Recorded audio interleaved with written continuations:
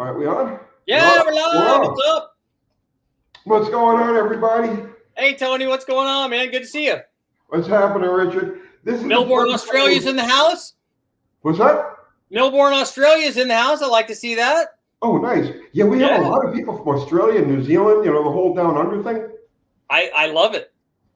They're huge into this stuff, more so than I think a lot of Americans. Oh no, I think it's awesome. I get a lot of comments from it, and a lot of the Australian guys are talking. They're like full on the Cleveland stuff, man. It's awesome. That's why I love talking to them. Now, how many times do you have to answer questions about the Hemi 6? I know everybody. As soon as I introduced this Slant Six, which I just picked up, everybody said that. Okay, you need to get a Hemi 6. That's the most awesome thing in the world. Literally every live we do. It doesn't matter what the topic. It doesn't matter where we are, what we're doing. Somebody asks me about the Hemi 6. And the only answer I can give them is, I've never seen one in the flesh. I don't think I have either. I think it's kind of related to the Jeep motor, the 4.0. Okay. They look very similar, you know, in their general architecture. So, Richard, for my crowd who may not know you, I don't know how that's possible. I mean, you know, you're Richard Holdener. I don't do a lot of Mopar stuff, so they might not. Well, I don't do just Mopar stuff. I do some other things. I know. And then I retreat back to my habit. Then you come back to the safety of the 318 and exactly with Slant Six. So just real quick, for anybody who doesn't know you, just give them a quick, you know, who you are and what you do. Well, what I've been doing for the last about 25 years now is I had been writing for the magazines for a long, long time. I graduated from college and then, unfortunately, much to the dismay of my parents, decided I was going to go into the not so lucrative world of automotive journalism. And I wrote my first story for Kip Kington back in Turbo Magazine way back in 89, I think, and decided, hey, even though I got offers from my professors at school to come into the lucrative world of advertising, because that's what I got my degree in, I decided, no, I don't want to do that. I'm going to go work on cars and make no money and sleep on the floor and stuff. And so that's what I've been doing. For the last 25 years, I've been doing basically nothing but direct back-to-back testing. So if you want to find out what a cylinder head does or what a camshaft does or what all the cams do, because that's the other thing that I've done and that's kind of how I made a name for myself, is because I've been foolish enough when somebody says, hey, look, let's do a story and we're going to swap the stock cam out and put some sort of aftermarket cam in. And I'm like, you know, it would be really good. You know, it'd be better than that. Let's take all of the cams and test all of them. And so obviously people like that because there's more data and more information, but I'm that guy. So I ran like all of the 5-liter Ford heads. There were 30 sets. And then I did that with big block Chevys. And I did that with LS cams. I ran all the LS factory cams because I'm the only guy that's dumb enough to do that. No, that's but it's awesome. Good stuff. But that's what makes your channel and everything about you, you know. How much of that stuff do you have archived on your channel? Well, I have the smart thing that I did way back in the day is I've been testing basically at the same place. I do go around to some other chassis dynos and stuff, but at West Tech, I have all of the data from all of the tests that I've ever run. So I have all the dyno data. And I had for a long time all of the photos and all the stories and everything that I did. Unfortunately, recently, or like right before, unfortunately for me, right before I started my YouTube channel, I had problems with 2 of the hard drives on my computers. So I lost a lot of photos and some video because back in the day when I was doing this, there was no YouTube. So all we did were photos and magazine stories. So everybody's been telling me for the last 10 years or so, you have to do a YouTube channel. You have to get on YouTube. I'm like, I'm just going to keep doing this magazine thing. And then when, you know, almost right before the Discovery bought all of the magazines and decided to kill them, I decided, you know what, I was listening to my friends, I'm going to start a YouTube channel now. And so I started it. And then not weeks later after that, they came in, I got a call from David Freiberger, and he said, guess what? All of the magazines that you've been writing for, they're all gone. So it just kind of worked out. And I can tell you that that's the first time that's ever happened that it worked out for me. YouTube is because I'm an old magazine guy like you. I was doing magazines in the '80s, and then I stopped to go do other stuff, right? Yep. But yeah, I didn't think YouTube was. We did it on a whim almost, Yeah. and it just took off like crazy. You started your channel, what, I guess it's about 2 years ago now, right? I started it last year, actually. It was monetized in February of last year. And so we started like in December. I had done 1 or 2 videos like 2 years ago and just put them up only because I had already done them for somebody else. Right. And so I just grabbed one and posted it and then didn't do anything for 2 years. And then finally started it in earnest, back in December, I think, of 2019. And now you're at what, 140,000 subs? Yeah, it's people like the real data and they like that. And I've been very fortunate that they've all come and they like that. And, there's another place for people to argue about stuff. And that's what the internet is about, right? The great thing about your channel is that it's just one constant info dump. Yes, there's a lot. And that's the other thing that made it perfect to start a channel is because I had all of this backlog of testing and data so that I could create all this information. Obviously, I couldn't right now start and do 25 years of testing, to put all this information up. So I had a good head start, and now I can put up new data, new videos, and try crazy stuff. So it's a lot of fun. So now, your current access to a dyno, what's the story with that? I still go down and do testing at West Tech. I still go down and do all my testing. Personally, for me, I live like 700 miles away from West, or not 700 miles. It's about a 900-mile round trip for me to go down to West Tech and come back. So it's a long commute. That's important for people to understand. Yeah. Because we live in like everyone wants immediate gratification. Yeah. Like, why don't you dyno this? Why don't you test that? Why don't you advance the cam? And for you, it's not just, you can't just reach out and say, oh, I'm going to go to the other room and turn some knobs. You gotta haul, right? As you know, just like with anything, if you're gonna paint your car, everybody sees the guy spraying the paint on, but that's the last part of painting your car. All of the endless hundreds of hours of prep work that it took to get to that point and that's the same thing with the dyno data. You're like, they say, oh, here's a run, and then we change the intake through the magic of editing. It happened in 5 minutes, and then here's another run, and they're like, well, why can't you test it this way or this this other engine or these other things? And I'm like, well, that doesn't happen like that. Believe me, I know. People have it's just we've moved into this age where there's just immediate gratification. Nobody understands the process, and even when you speed the process up, like we'll put a car together, let's just say, or an engine together, or whatever, and it'll take, let's say, 2 or 3 months from the time you start to the time that actually you do something with it, and people are like, what's taking you so long? He's not doing anything. You don't finish any first, and they're not realizing this is a process. Yeah. It takes time. Where the TV generation is just they know that it's a half-hour long show, and they bring the thing on a flatbed, and it's all and then a half hour later it's winning a show. Yeah, we've seen some of those cars that they build in a week, and they're not done because we've had them come into West Tech before, and they're not ready to drive. I have a friend of mine in Franklin that straightens out cars for one of the production companies here, and some of the stuff that goes through there is just ridiculous. Oh yeah, it's it's TV. It's a different thing than they're like SEMA cars. When you take a car, take it to SEMA, you just have to push it on the thing and it doesn't look good. It's not ready to go race usually because I've done SEMA cars before, and I can tell you that a lot of that is not because these people don't work hard and couldn't do the job. A lot of times the guys that were supplied a car may have been supplied a car 2 weeks before this happened. And so all they could do was, there's only so much time, even if you don't sleep and you have an army of people doing it, there's just only so much time because you have to order parts or fabricate things. And, so there's a whole lot going on behind the scenes that people don't realize. So let's talk about the Slant Six. Okay, we talked yesterday on the phone.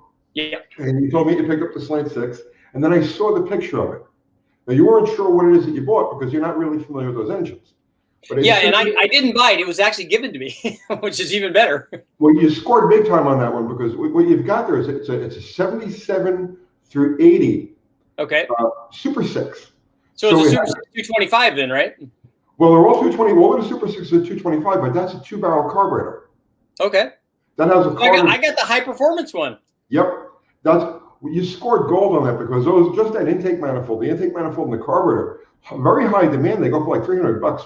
Boom, just like that. Wow. And that air cleaner too. People like that air cleaner with the Super 6 lid. Yeah. But that's the thing I was most excited about, that it said Super 6 on the air cleaner when I saw it. I'm like, oh my God, that's like the best thing ever. There's nothing special internal on the engine. It's just a regular Slant 6. Yeah. It's a cast crank motor, but it's a big counterweight cast crank motor. Yep. And there's no difference. There's no difference in the cylinder head or the camshaft, pistons. They're all exactly the same. The only thing they did in the Super 6 is they used a 2¼ inch head pipe coming off the same exhaust manifold. I'm sorry, 2½ inch, and that 2-barrel carburetor. And the carburetor is the same one that they use on the 318. Okay. The Carter DVD. So is the opening in the manifold then different also? It's a 2-barrel intake manifold. Okay. So, but I'll tell you right now, if you use, do it back to back. Find a 1-barrel intake for that thing, and do the back to back. Yeah. The Super 6 versus the regular, single barrel. And I'm telling you, you're going to get a lot of views because nobody's ever been able to actually quantify the difference. Well, I'm sure Dulcich has a 1-barrel Slant 6 intake manifold, so I'm sure I could do that test pretty easily. I watched. This was one of those situations where I'm screaming at my TV. I watched them do that Slant 6 that he built. The Engine Masters deal. Right. Yep. And he's just. They got to the point that they're running it, and they're like, we got it at like 32 degrees of timing, and I'm like, no, you can't run it at 32 degrees of timing. The Slant 6, 28 degrees. 28 degrees on a Slant 6 is the same as like 34 on a 350 Chevy, 36 on a 350 Chevy. Yeah. It's got a tiny. It's only a 3.4 inch bore. Yeah, small bore. The spark plug actually takes up a percentage of the combustion chamber. Yes. Think about it, right? So you can change the chamber volume by unscrewing the spark plug then, right? You absolutely can. So at 32 degrees, when that thing was under load, it was rattling like crazy, and that's why they pushed out the head gasket. I know they backed up the timing with the when they put the torque storm on there. Torque storm on it. Yep. But they needed to bring that timing back to like 18 degrees. Yeah. Higher than that, and that's why I pushed out the head gasket. Sure. Gave them a lot of horsepower. Normally aspirated, tested at 32. If they brought it down to the 28, where the motor wasn't fighting itself, those engines are so sensitive to ignition lead, and they want it very, very conservative. Sure. And what we do normally when we run, certainly when I do it, and Brule, I know at West Tech does it the same way. Whenever we test anything on the dyno, I don't really care about what the number is. So what we do is we'll start with some sort of conservative timing number. So if we're running an LS or Hemi or whatever it is, we'll start, 20 or 23 degrees of timing, and then we'll make runs, and then we'll add timing and go, okay, the dyno and the motor will tell us, yes, I like that, so I made more power. So we'll go, okay, well, it like this, so we're going to add more. We'll add another degree, and we'll keep doing that until the motor says, I'm not making any more power. Like we'll go from 29 to 30 degrees and there's no power gain. We'll go, okay, well, that's as much as it likes. So whatever that number is, the dyno tells us, and the motor tells us what it wants to do. Because we get a lot of guys, and I see that and it's one of the reasons I didn't like talking a lot about some of the tuning procedures and things that I did, like what air fuel we ran or what timing we ran. Because when you do that, there's always going to be an expert on there. Oh, no, they make more power at 32 degrees, or they make more power at 13.2 to 1. The thing is, they don't. We know that because we asked the motor what it liked. So what we'll do is start out at conservative timing.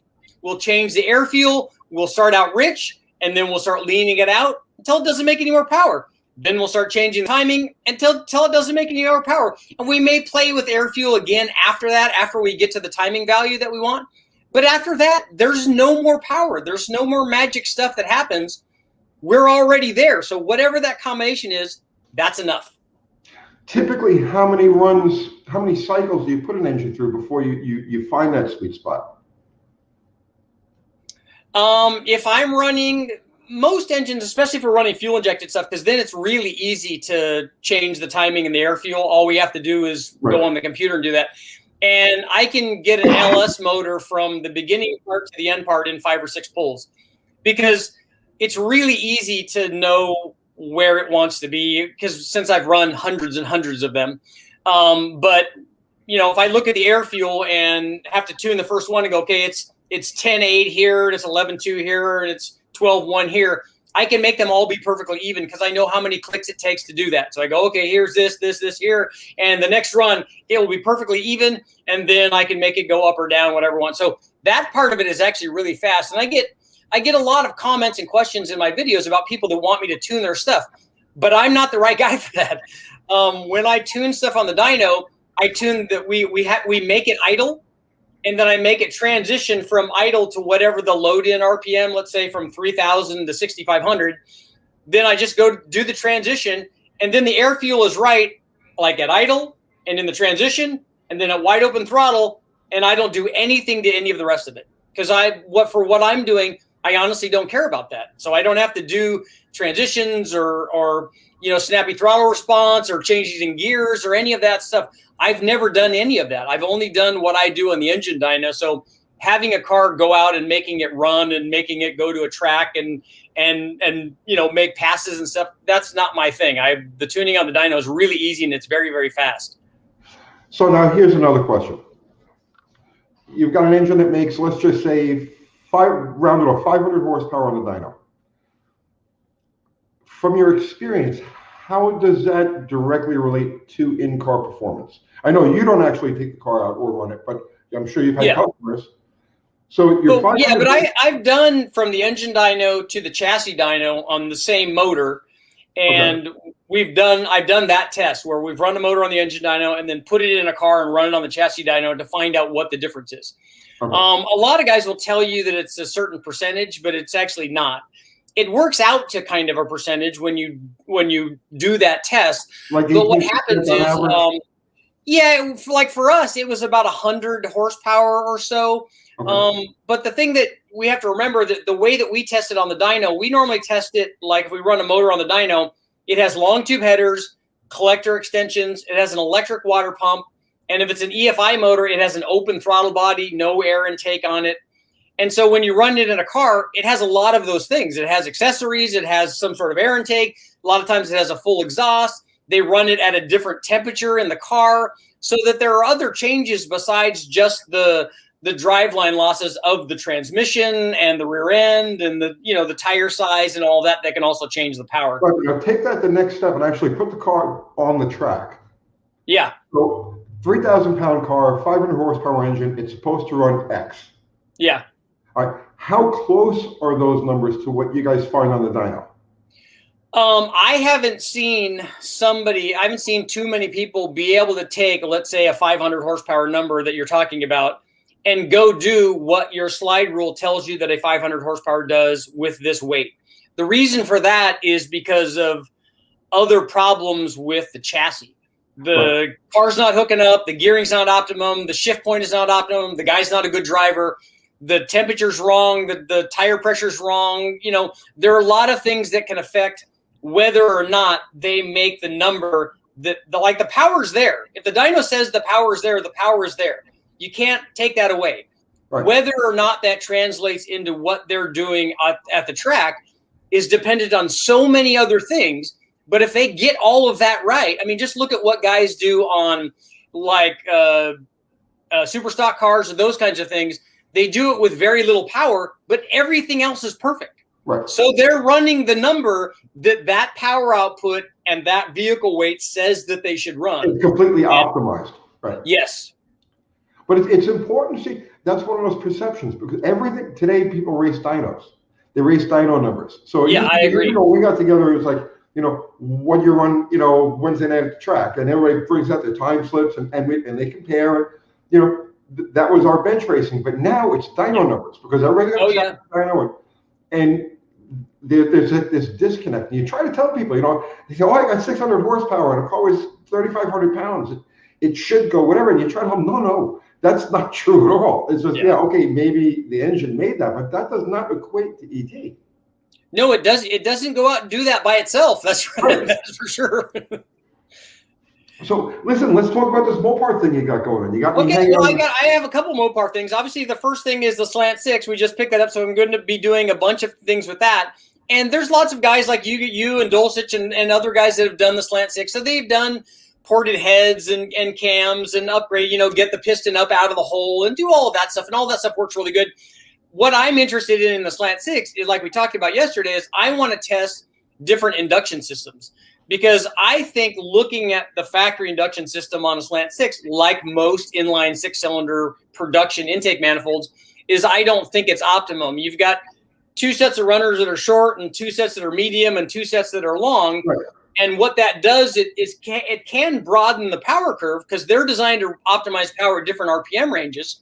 So you can broaden the power curve a little bit. But what I want to do is I want to build, like I've done with lots of other stuff, is I want to build an adjustable manifold.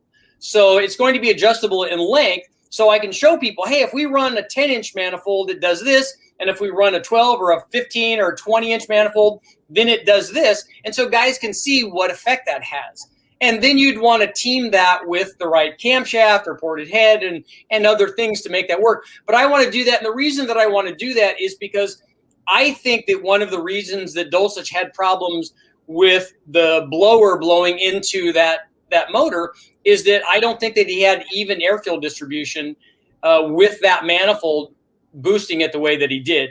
So if I get a port injected manifold with a front entry throttle body and all the runners are the same length, right? So you get a true test distribution, and then our chances would be better. And obviously we have to have optimized timing and air fuel and all that. But I think that it would be better being able to do that. So that's one of the Mopar projects we have coming up. The fuel distribution through that stock configuration manifold, it doesn't matter if it's the single 4-barrel or the single barrel, yep, or the 4-barrel like the Clifford or the Offenhauser, because they're all shaped the same way. Yep. They have very strange fuel distribution patterns. Yes. Number 6 will always run fat, yep, but number 2 does, or number 1 doesn't. You would think that since they're the same, the same distance, yep, you get a plug read on it that would be consistent, but it's always, number 1 could be fine. You get a nice tan color on it. yeah. And number 6 is black. It's like, just running soot through the motor. So there's a lot to straightening out that. Have you talked to the guys over at Aussie Speed? I haven't. I've seen their stuff because I've done some searches online, and I know that they have some cool stuff. And I would like to test the what is it, the Super Sprint or something like that. What's the factory intake manifold where they did the upgrade on the Slant Six? The Hyperpack. The Hyperpack, yeah. I would like to try one of those if we could get a hold of one of those. The Aussie Speed stuff is really good. I'd like to try stuff in addition to the do-it-yourself kind of custom manifold, which nobody's going to be able to duplicate. I'd like to try some of those others and see what they do also, just to demonstrate to people that actually can have those manifolds what happens. No, definitely going with a port injection setup is. I mean, I'm a carburetor guy, but the Slant, I see where it could really benefit from. Yep. A port injection setup.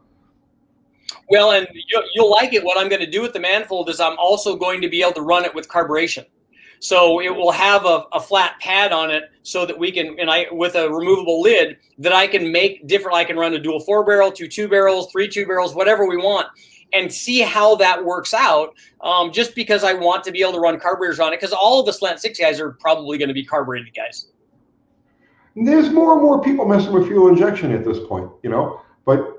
Yeah. No, I know you haven't started building the manifold yet, but how do you have it envisioned in your mind? Because I'm curious how this is going to be laid out.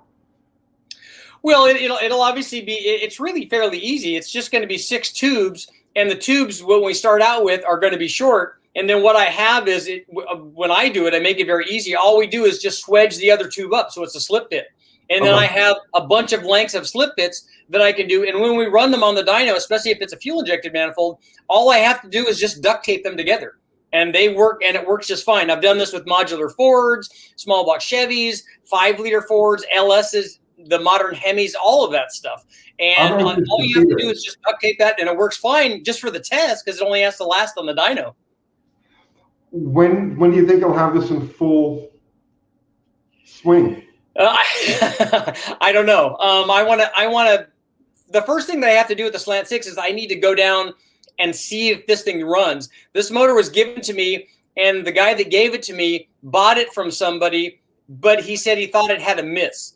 So he thinks it's a burnt valve. I don't know if that's the case, but we need to find out whatever it is and fix whatever it is. So then, and then if it needs to be fixed, like if the head needs to come off and we need to do a valve job or replace the valve or whatever, while that's being done, I can actually have the manifold made, because that's not going to be that hard. We'll just either laser cut or water jet out a flange, and then we just weld the tubes on, and then I just have to weld injector bungs, and that will be the hardest thing. And then I just got to get an extrusion for the fuel rail, drill all the holes in the right spot, and then feeding that will be pretty easy. And when do you think this is going to happen? Again, I don't know. I don't know what a timeline is, because I don't always know what the availability of the dyno time is at West Tech, and then I have six or 8 or 10 other motors that I'm also doing, that I'm trying to get done. For instance, a couple of the other Mopar things that I want to do is, we talked about this yesterday, that I want to compare a 360 Magnum versus a 351 Windsor versus a 350 Chevy, and we'll use the Vortec 350 Chevy, and then I'll use whatever the latest version of the 351 is, which that one is going to be the least powerful of those combinations, because they kind of stopped doing the 351 in terms of power compared to the other two, especially the Vortec Chevy went up in power quite a bit beyond what they did with the Ford. So we'll have to see. Maybe I'll give the 351 the GT40 heads from the Explorer, just to even things out, but we'll see. But I get guys asking me all the time. I posted that one video of the LA 360 test that I did. I did a bunch of stuff for the van motor that I had. After I posted that, everyone's like, you have to do Magnums. We have to see what the beer keg will do under boost. And, so they want to see all that stuff. And I do too, because I think it's awesome. Every time I go to the wrecking yard, I definitely want to take one of those home with me. I want to see what that beer keg is going to do with a carburetor on top. Yeah, and that's the first thing that I'm going to do. We're going to make an adapter for it to take that throttle body off and put some kind of either a 2-barrel Holley or a 4-barrel if we can adapt it out, The 2-barrel Holley from a 360 or 400, 383, 400 is the same bolt pattern. Oh, great. That's good. That's why I come on here. That's good stuff to know. Yeah, it's something I've wanted to try it for the longest time, and every time I have those parts available to me, it's just like other things are going on. So that would be a great comparison. I'd love to see that. I think that it would be interesting, and I tried doing that recently. Like I tried putting a 4-barrel. We welded a 4-barrel flange on the L98 TunePort GM intake manifold, and so I tried to run that with a carburetor, and that didn't work out very well. I didn't like that. And then I also tried on an LS on the truck manifold. I had basically it's a carb bonnet turned upside down, and I welded a carb spacer onto that so I could mount the carburetor, on the bonnet, and then I attached the bonnet to the front of the truck intake manifold and tried to run the truck manifold with the carburetor on it. And again, it didn't work as well as I kind of hoped that it would. But you got to try crazy stuff like that because it's awesome. Well, there's a lot of places for the fuel to just fall out. Yeah, and we saw that when I did we did distribution tests with the LS manifolds when I did stuff with Engine Masters. We did water meth injection, and what we did was took readings for charge temperature in individual ports, and there's a big discrepancy in how much the water meth injection is getting to the different ports. And so that manifold was designed to flow air. And if you look inside there, especially in the truck manifold, there's all kinds of weirdness going on there. Like it goes in a tube, exits out one side, goes into a common plenum, and then goes into the runners. You're like, there's nitrous finds its way pretty well, but any sort of liquid stuff, not that great. See, the beer keg manifold, I think, will work because inside it's a very simple manifold. It's just that's what I'm hoping. It's not like the LS one. It's primitive. It's all designed from the beginning of the whole, throttle body deal. So it doesn't have there's no provisions in there for different length runner or tunable runners or anything like that. Yep. Right. But and I want to run the beer keg, and I also want to run the beer keg with the throttle body under boost, obviously, because we want to. I know that they designed the beer keg like most of these other factory manifolds with long runners to promote torque production and stuff. So if we just add boost, everything should be great. Boost cures everything. boost and nitrous. I mean, what else is there, right? Yep. Well, I'm an NA guy. I love to see what they do NA. Yeah, no, and before, that's one thing that I do, that I make sure that I do before we run any kind of power add or anything. I always run the motor NA, and I do that so that we know how much of a gain we got from whatever we changed. But it also tells us if the motor itself is working the way that it should. Okay, look, all the holes are there. Everybody's happy. It's not leaking. It revs out. It's not getting valve float. It does all the things right to begin with. Now we can do like the boost or the nitrous or the crazy stuff. So out of all of the motors that you've played with over the last 25, however long you're doing this, which one surprised you the most, good or bad? We've had a few that have been surprising. So some of the biggest surprises we had were from the subpar assembly techniques that from some of these motors that I've got. I went to put a motor on the dyno from a company, and we usually try to prime it before we run it, especially if it's brand new. And this one, I think we did prime it, and then we started it up, and then the oil pressure started going down. So I'm like, what's going on? And we ended up dropping the pan, and one of the main caps had come off. It had fallen down into the pan. And as it turned out, all we had to do was put the main cap back up, and we torqued it in place and made sure that the other ones needed to be torqued, and they did. They were all loose. And that's what happened, is they never tightened any of the main caps. So we just put that all back together, put it together, and tightened everything up, and actually that motor ran fine. But you know, that's not something you want to find when you drop the pan. You don't want to find a main cap down inside there. Well, what about power? What about something that you didn't think was going to make any power and it turned around and surprised you? I've had motors that have disappointed me in not making enough power when I put together combinations that I thought were going to do really well. Like I put together a 427 LS motor that I thought was going to make a lot of power, and it made a lot less than they thought. But I think that probably the one that surprised me the most is when we did the original Big Bang motor, and that was where we took the stock bottom end LS, and it was a junkyard motor that had 200,000 miles on it, and I took it apart. We put ring gap in it. On that one, I actually had the deck surface because I didn't want to lose head gaskets on it. And then we put decent ported heads on it and a cam and intake, and then we put turbos on it, and then just started turning it up. I wanted to demonstrate to people how much boost and power these things could take when everything is right. Like we made sure that the tune was spot on, we had a good air-to-water intercooler, and when everything is right, we just kept turning the boost up. I mean, we got up to like 25 or 26 pounds, and this poor little motor was at like 12. First one was 1,200. The next one was 1,300. The next one was 1,482. And the next one was over 1,500 with the stock stuff. And I just, you know, it was just amazing. And this is way back in 2010 that the first one came out. First of all, I thought it was a 5.3. Turned out to be a 4.8. So we were making all this power with a little 4.8. And that really amazed me because I thought, you know, everyone's saying, oh, at 10 pounds, you're just going to break the crank or break the rods or, you know, hurt a piston or whatever. And I'm like, you know, these things will take a lot of power if you do it right. And I was amazed at how much. Well, you froze. You there? Yeah, you were frozen too there for a minute. I think we're back together. On that, I remember watching that. On that motor ring, you gapped the rings obviously for boost. Yeah. Okay. Yeah, we went up to about 30,000. And they were the stock rings.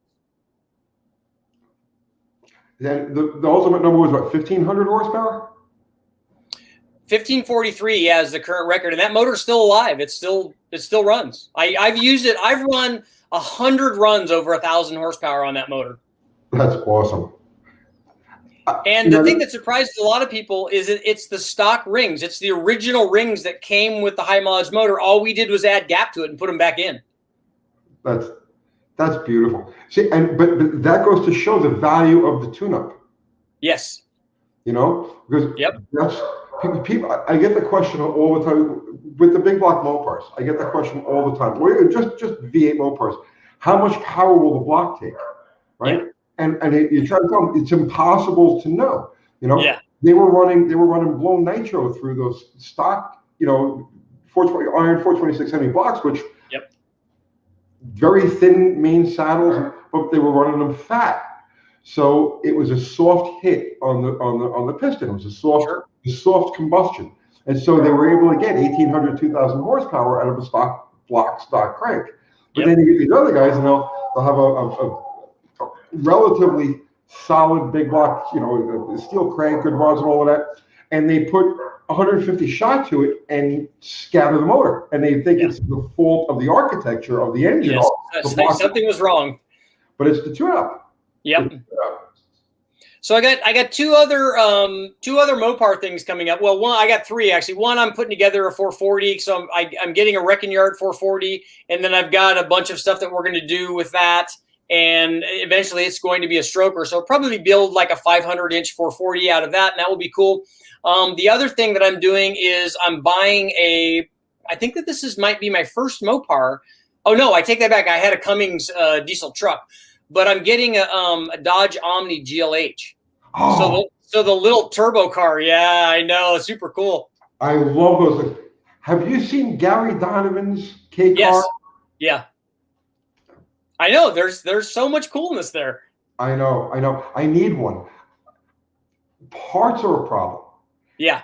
It's harder to find parts for a 2.2 or a 2.5 today than it is to find for a 426M. Oh, I know. No, they're hard to find. But what I want to do is take it from all stock, and I want to go through all the steps like we do. What is an exhaust worth? What is the turbo upgrade worth? What are cams worth? All of that stuff. So we'll do all that stuff on the chassis dyno while I'm driving this. And so we'll do a bunch of stuff. And I know that some guys they've done some of that stuff, but I just want to do it in a regimented, like back-to-back kind of series. We'll do E85, we'll do all that stuff. And then we'll get more serious about it. So we'll get to where this thing, is making some fairly serious power with some forged pistons and stuff. And it'll be fun. I just love those cars. Like when the GLH came out, that was definitely on the had-to-have list. And then the GLHS, I'm like, oh, that's so cool. It's just too much money. But now they're going to disappear before I can have one. So I need to have one of those before they all go away. I was on the way to buy one of those. I do things on an impulse. You know what I mean? It's like I get it in my head, and I was driving home. I was working for CSK Publications. We were doing okay. So I was on my way home, and a bug hit me. It says, I need a new car. Yep. So I says, I'm going to go get a GLHS because it had just come out. So I went to the Dodge deal, first Dodge dealer I knew of, didn't have one. I hit 2 or 3 different Dodge dealers in the New York area, and nobody had one. And I ended up buying a Mustang that day. Like I said, I do things on an impulse. It was before you even got home, and I said, "Hey, Cat, I want to." No, they love guys like you. But my Mustang would have been a GLH if I had been able to get my hands on one that day. Yeah. And see, I was in the same boat. I actually went to a dealership, and they had the Charger version. And I was going to buy that car, and we went in, and they had let the battery die on that car, so they couldn't start it. So I'm like, oh, that's a sign that this is not to be. So I didn't buy that, and I would have bought that day. I think that I ended up buying a Mitsubishi Mirage turbo, which is basically a Dodge Colt turbo, and so I had a lot of fun with that too. It wasn't the same as the Shelby Charger was, but I just thought, well, that's it's not to be. It's not in the stars. The cars from that era were fun. Yes. They didn't have the numbers. They didn't make the numbers that people make today, right? Or the new cars make today. But they were fun. I just liked it. They're lightweight. I like little cars too, so that's kind of my jams. I'm the same way. I like small tight cars. I picked up a Miata to screw around with. Those things on the track are amazing. I want to try autocross. My whole life has been around drag racing, so I want to try autocross. And people right away, they're like, "Oh, you got to put a small block Ford in it. They bolt right in. Or you got to put a Slant Six in it. And no, I want the 4-cylinder Miata experience. I want to experience with all of these people who are in love with this car. I want to experience that. So I did a lot of driving instruction, and I remember talking to some guys with Miatas, and I would take them out and show them how to go around the corner. Here's your turn-in point. Here's your apex, all that stuff. And they're like, "Yeah, what I really need is I need a turbo, or I need a V8 swap." And I'm like, "Look, let's do this. You go out and run your car around the track. And I said, I'll get out because I'm weight. So go out and run your car around the track, and we'll put a stopwatch on it. We'll see how you do. I said, and then I'll take your car out, and I'll go around the track and show you what I do. And I said, and I'll tell you where we are. So they would go out and run their car around the track a couple laps, and they would come in, and I would take them out, and I go, look, so I'm 8 seconds a lap faster than you are. I said, and I'm not even like, there are guys that get paid to drive, and I'm not one of those guys. So there's another 2 or 3 seconds on top of that if Tom Christensen or Borisset or one of those guys gets in the car. I said, so look, what I can do today is it's not going to cost you anything. You don't have to put a turbo on. You don't have to put big wheels and tires or brakes. I said, I'm going to knock 3 seconds off of your lap time by showing you what to do, and it costs you nothing. Right. So until you can get to where you can get everything out of this car and you're a ways away from that, you don't need those other things yet. You don't need more power. You need to go into you need to use the brakes more. You need to, you need to hold more speed during the corner. You need to turn in right. You need to apex right. And so I would do that. I would go out and I would get the guy at least 3 seconds faster, because the first 3 seconds are really easy to get. The last 3 are really hard. Right. But I would knock all this time off, and they'd go, dude, that's just like, that's so awesome. And it didn't cost them anything. But that's the common guys who are just getting started, or don't really understand the, I don't want to say the science, but right away, oh, I got to put this in it. I got to change this gear. I got to put this on. I got to They think they just got to throw parts, but nobody bothers to optimize the stock parts, the stock system that's there. Yeah, there's a lot there. Those are the guys that are missing the fun of all of this. Yes. Because the fun is especially in a Miata. Yep. Well, it's not just a Miata. It has to, like just hot rods. Somebody will buy a whatever it happens to be, and they're like right away. Oh, I gotta change this motor. I gotta change. They don't understand the optimization. You don't add parts until you can't go any further with what you've got. That's it. Yeah. That's the process. And I can tell you something that happens, and I'm the stuff that I'm doing is partly responsible for this. Is that we say that 1,000 horsepower is the new 500. So everybody wants 1,000 horsepower. But most of these guys that want that have never been in a car that makes 500. Because you've been to the track. If you have a real 500 horsepower in a car that hooks up and goes, that's a fast car. That's a really fast car. And a lot of the guys that have 1,000 horsepower, if they have the motor, they don't have 1,000 horsepower transmission or 1,000 horsepower rear end or 1,000 horsepower brakes or 1,000 horsepower worth of driving. They don't have any of it. You go back to like my earliest street racing days back in the 80s, and I used to own areas like Fountain Avenue and, New York City. I don't know how familiar you are with the stuff but I mean, with really basic clapped out Mopars. Yeah. I was never afraid to run any of that. That was the thing. I would look at a car, and if I didn't see any sidewall on a tire, if I didn't see, you could tell right away. Yeah. I don't care how much horsepower you got on this thing. You are slipping and sliding. You're not going to hook up. And I'm just going to motor right on through, Yeah. So, but get back to what you were saying about the Miata, and just in general, that's the thing I try to stress on our channel, is work with the basics. Don't worry about the big numbers. Don't worry about the big parts. Don't worry about what the next guy is doing. Don't worry about the build up that this one does. Pay no attention to any of that. Just take your car and optimize all of its various systems.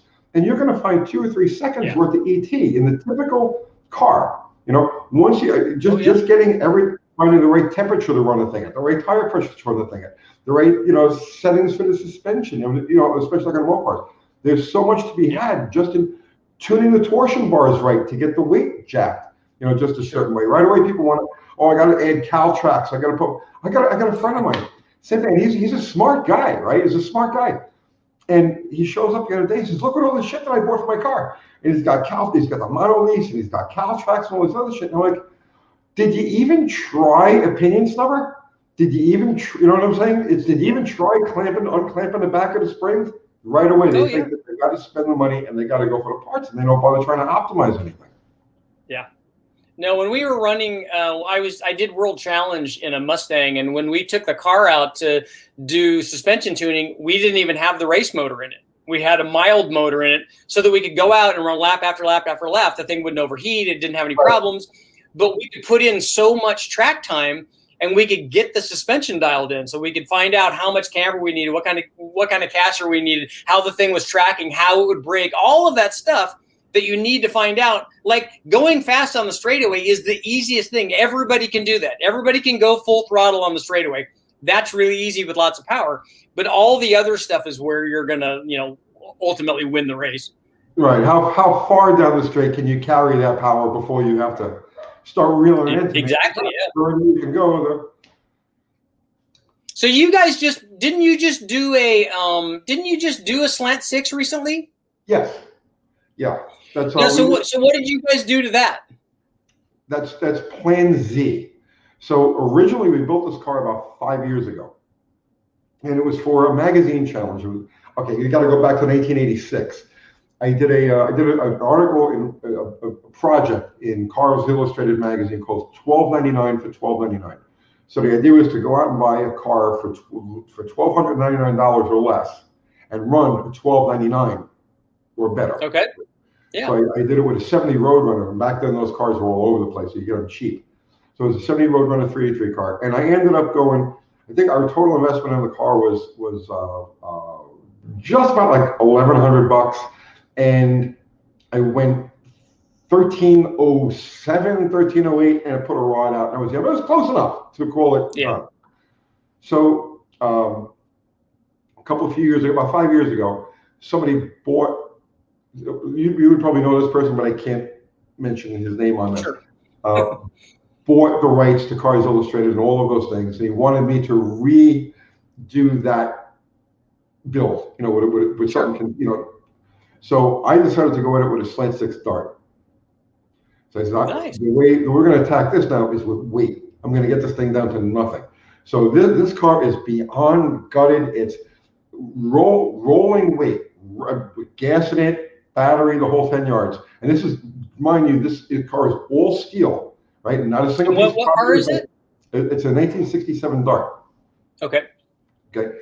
All steel, real glass all the way around, and the car hits the scales at 2,060 pounds, ready to run. 2,060 pounds? 2,060 pounds. Wow. So I put together a really mild engine just to get the car sorted out, and that magazine ended. That whole thing, it just didn't work out. So when that ended, the car got parked. So I decided to revive the thing for this channel. So I built the Slant that's in it now.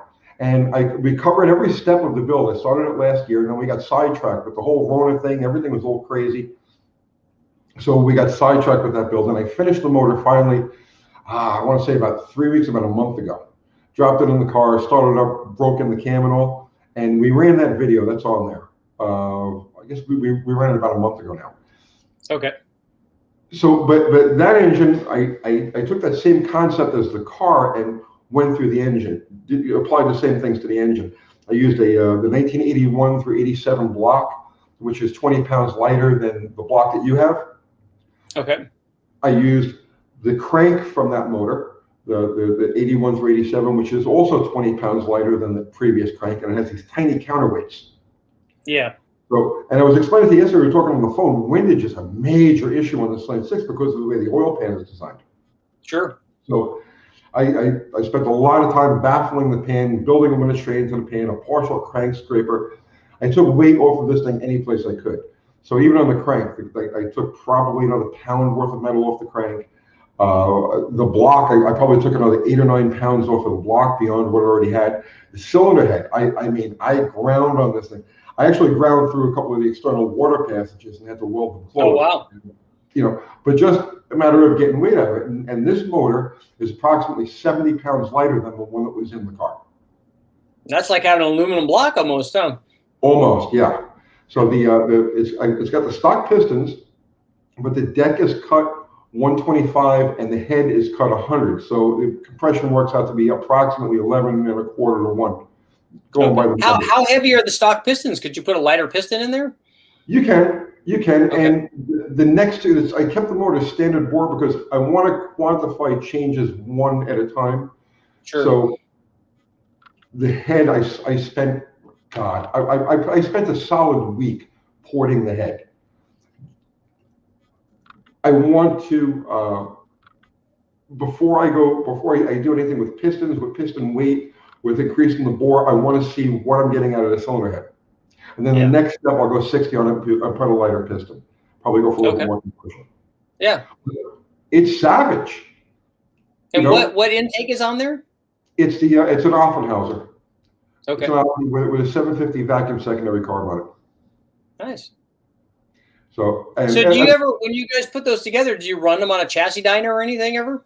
No, I don't have anything like that handy here. Okay. I don't have anything like that handy. It's the only dyno we have is a drag strip. Is the track. Well, but that's what you're trying to find out. You're trying to find out how fast the car goes. Exactly. Everybody's, we got to put it on a dyno. Now I'm moving into a new shop. Well, I just signed a lease on a new shop. We'll be moving in the it's 5,000 square feet. But I got to change the channel. The channel's going to stay as grassroots as it has been, but I need the facility to do other things. So I may look into a dyno next year to stick in there. It's a chassis dyno. Yeah, that would be kind of cool because you're putting them in cars, so that's kind of a natural deal. Mm-hmm. But that motor. So how much power do you think that motor makes? I got to be honest with you.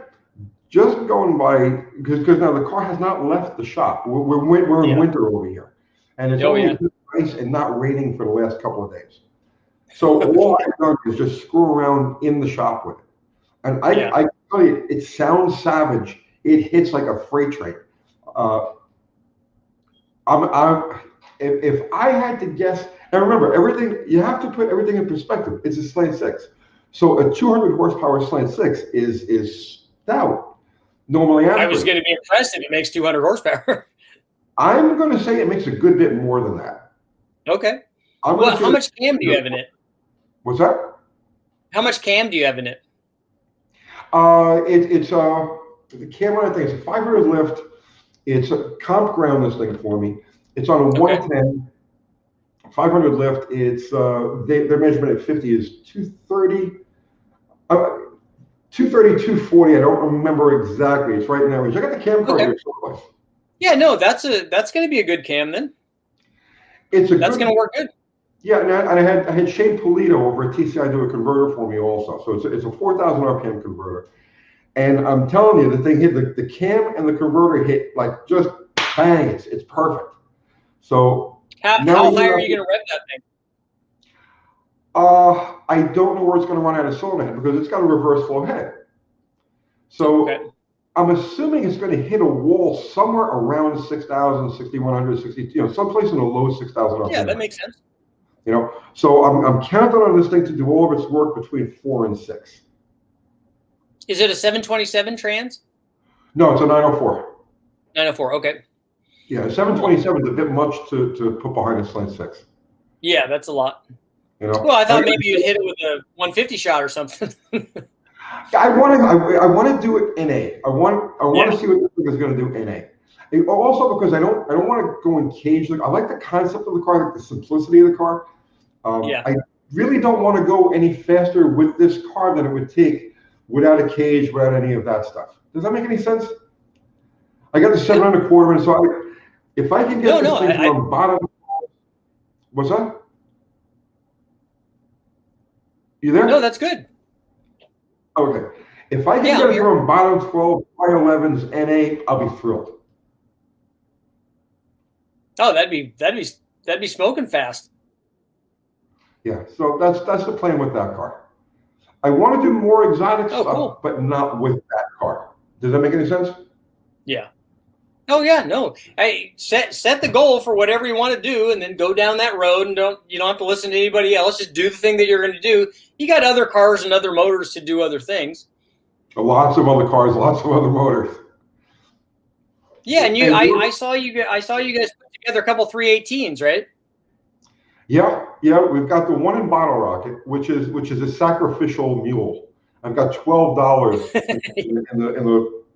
It's all used parts except for rings for one cylinder. I got a lot of money tied up in a valve train, but the bottom end is a sacrificial mule. And again, see, that motor runs. We've had it to the track 3 times now. I've had breakage and issues each time. It's a 4-speed car. So the last time we actually took it to the track, I snapped an axle. It was a 8 1/4. So it's not. Okay. It's a C-clip axle. So it's spit. You know. Yeah, that's not good. Right? No. And the best part about this one, have you ever broken an axle? I have not. No. The car, it's a 72 Coronet, 4-speed car. So I come off the line, right? I swap feet and I feel bang. So I take my foot out of it and the car's just rolling along. And I says, I must have broke a leaf spring because the car's just rolling. There's nothing dragging. There's nothing, so I said, must have broke a fucking leaf spring. So I drove it off the end of the track. It had left the wheel and the axle behind.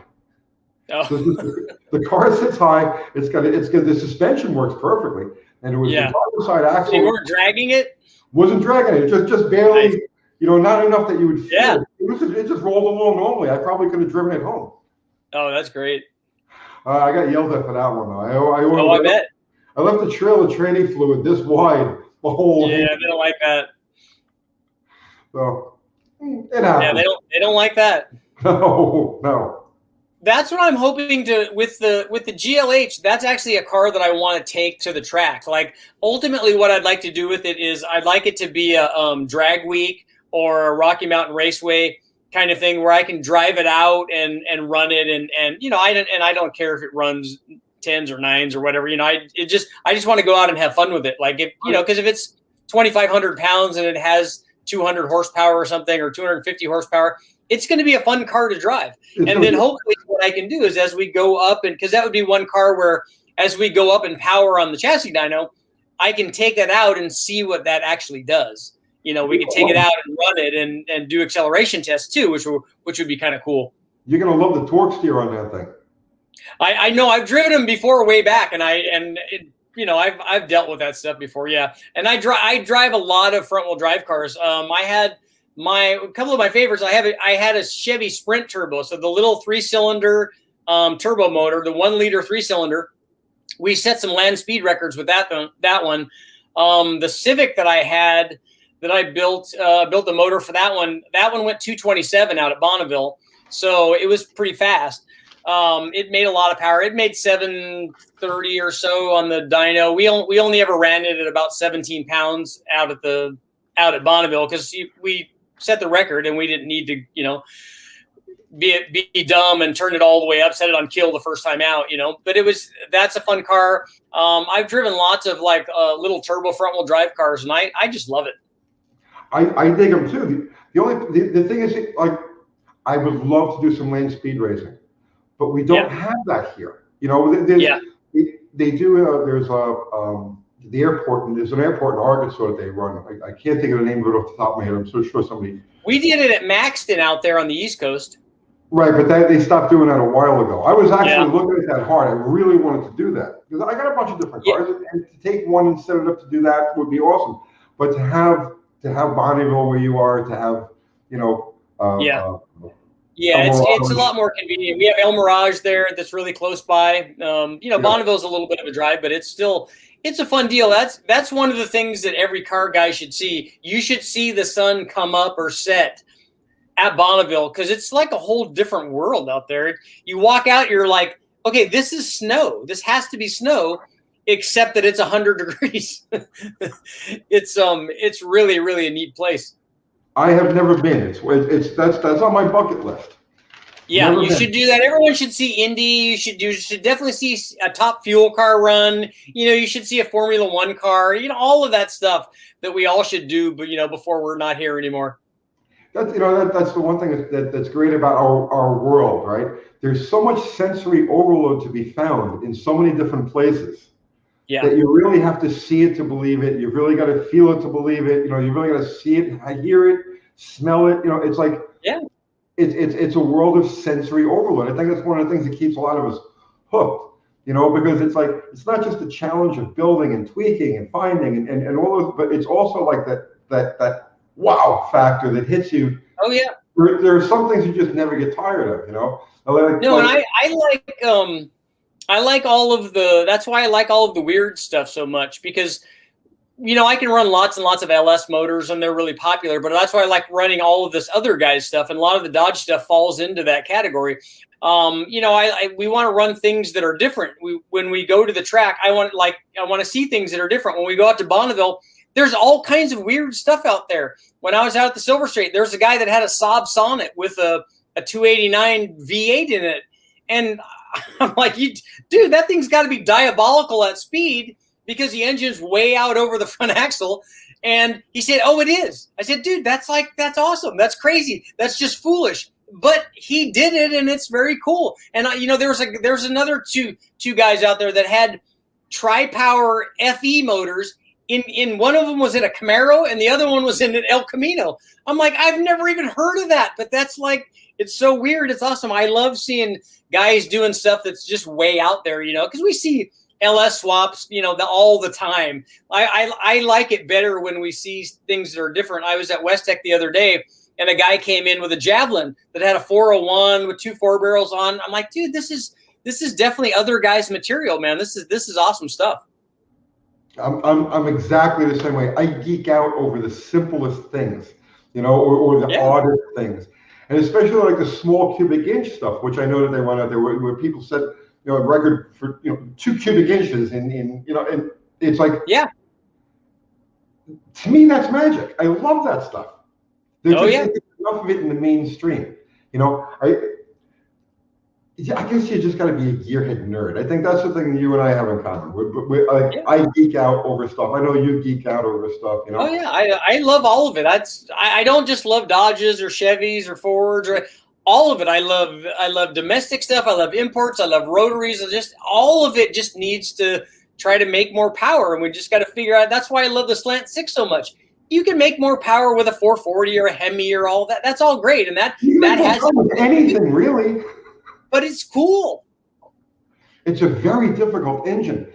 The one that I really want to focus on next. I want to get this 225 running but I want to build a 170. Oh yeah, see that's even more other guys. Well, no, I think that the 170 has greater potential overall than the 225 does. The motor was originally designed as a 170. Okay. And one of the engineers, I read a paper written by one of those engineers that were involved in it, and his name escapes me at the moment.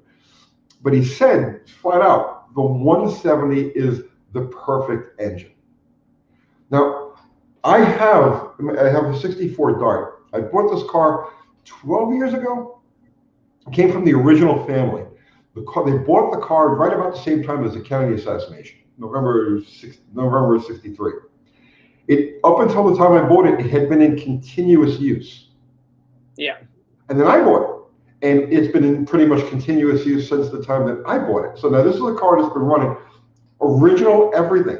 If you look under the car, it looks like a model, like a plastic model, because the dirt has just caked itself, just molded itself. Yeah, it's molded, right? There's no details. Everything is caked in this million-mile dirt. I've changed the oil twice in this engine in the 10 years, 12 years that I've owned it. It doesn't leak a drop. It doesn't burn a drop. It just goes and goes and goes and goes. Couldn't do that with a 225. Nice. A 225 will not, you can't get that kind of longevity out of it. And it lacks the obviously the 225's got an extra inch of stroke. So it lacks that off idle pull that the 225 does. But you get this thing over, let's say, 3,500, and it becomes a whole different animal. You can, when an engine is just right. Yeah. They sing. Well, they designed the head flow and the cam timing and the intake manifold for the 170. Then they're all cooperating and they're all been harmonious. they're all synced. It's absolute magic. It gets to around 3,500 RPM is about the sweet spot.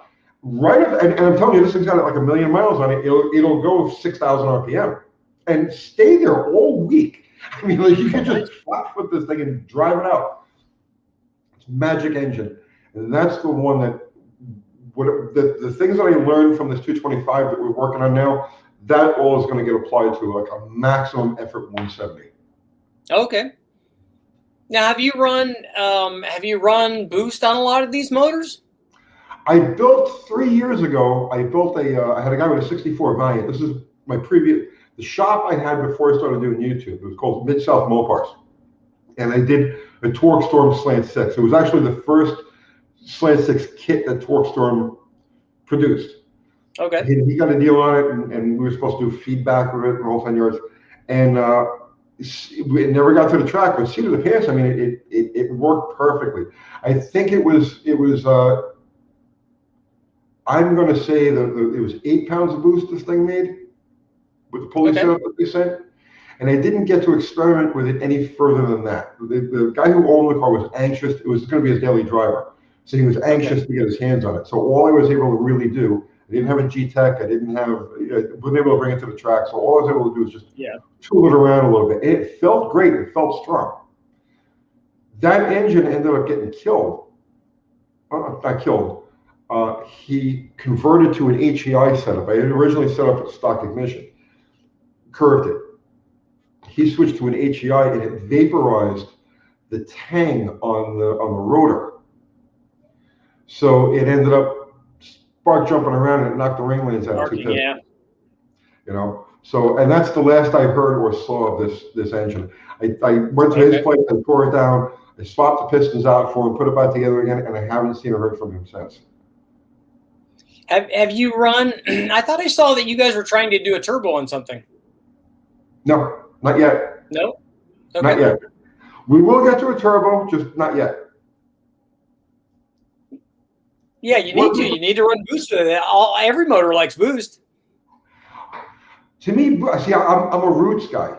You know, I spent 12 years messing with top fuel cars. So to me, a blower is a blower. You know what I mean? Sure.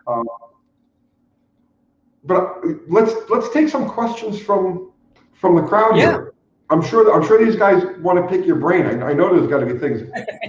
I hope they're not expecting much. Yeah, I saw that somebody was recommending that I test the Godzilla motor. That thing is really cool. I know that Evan and Brian were doing a lot of really cool stuff with that. I follow them. I've been doing stuff with Evan for years too, and they're great guys. He did some really cool stuff with that. They're making some serious power. There's obviously a lot of potential there.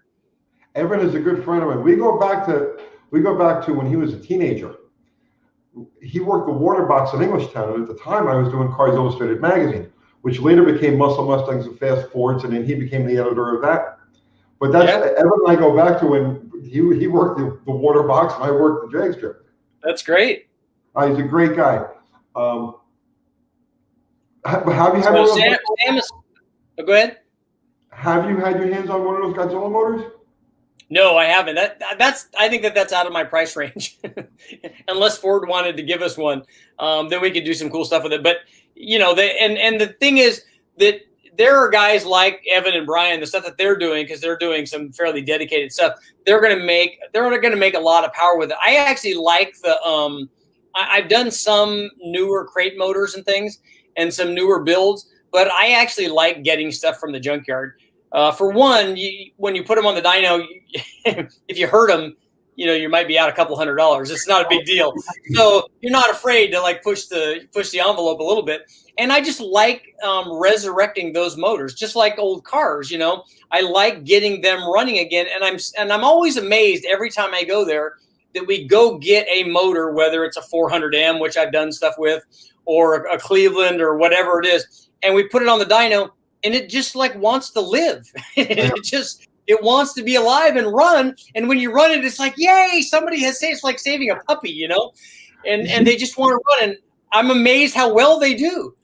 See, you love the stuff the way I love the stuff, you know, and it's exactly that, resurrecting something like, you know, and it doesn't matter what it is, you know, but just getting it to come back to life and you know.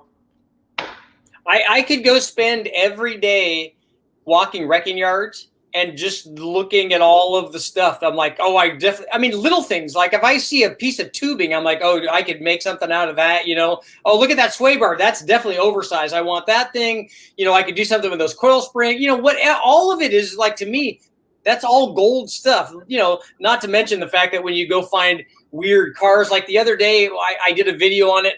I found, it was an Olds 442, but it was a new one with the quad 4 in it. Yeah. Yeah. So I was like, I want this whole car.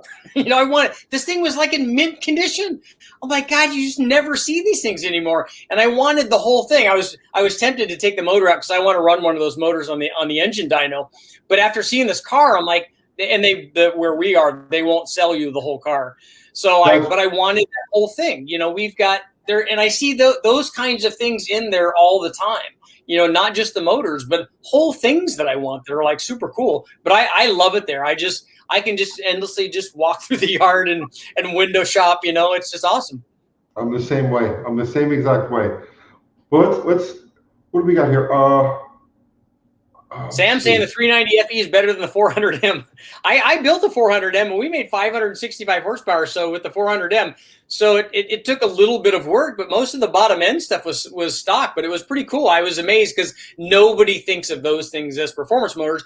But when I see a 400-inch motor like this 400M, and it had Cleveland heads on it, to me, that's a stroker Cleveland motor. I mean, I know it's a tall deck and it has a long rod in it, but that's a 400-inch 351 Cleveland, and that's kind of how I looked at it. And, you know, you put enough camshaft in it, it's got enough cylinder head, and it made pretty good power. Now, how do you feel about rod length? For me, and that's actually one of the things I want to talk about, more reversing the piston thing on the rod. I want to talk to you about that. But for me, I've actually tested rod length. Like when I was doing the small block Chevys, I ran a DZ302 and an L67, which is a 365 horse 327, and then the 1970 LT1. I built reproductions of those motors, ran them to show people what they did. When I built them, I used 6-inch rods. And Camposano, who was editor of Super Chevy at the time, said, "Hey, I'm getting so much guff from this that everyone's saying that you made a big mistake and you can't run 6-inch rods. You have to run a 5.7 rod because you've completely changed the power curve and all this." I'm like, "Jim, I know what's going to happen, but I'll tell you what I'm going to do. I'm going to change one of these, and we're going to put 5.7 rods in it. We're going to have the same dome piston. We'll change the compression height. We'll put that assembly back in there and balance it and make it work."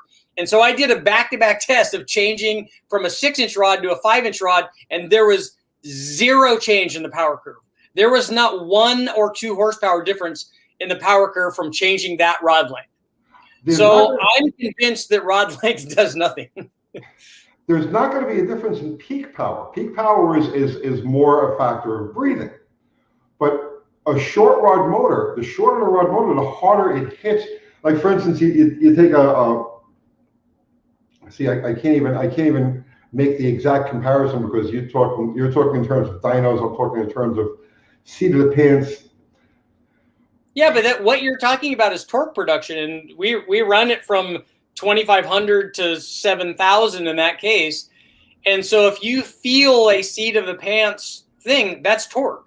And so there would be a torque change, but the curve was an exact overlay with both rods.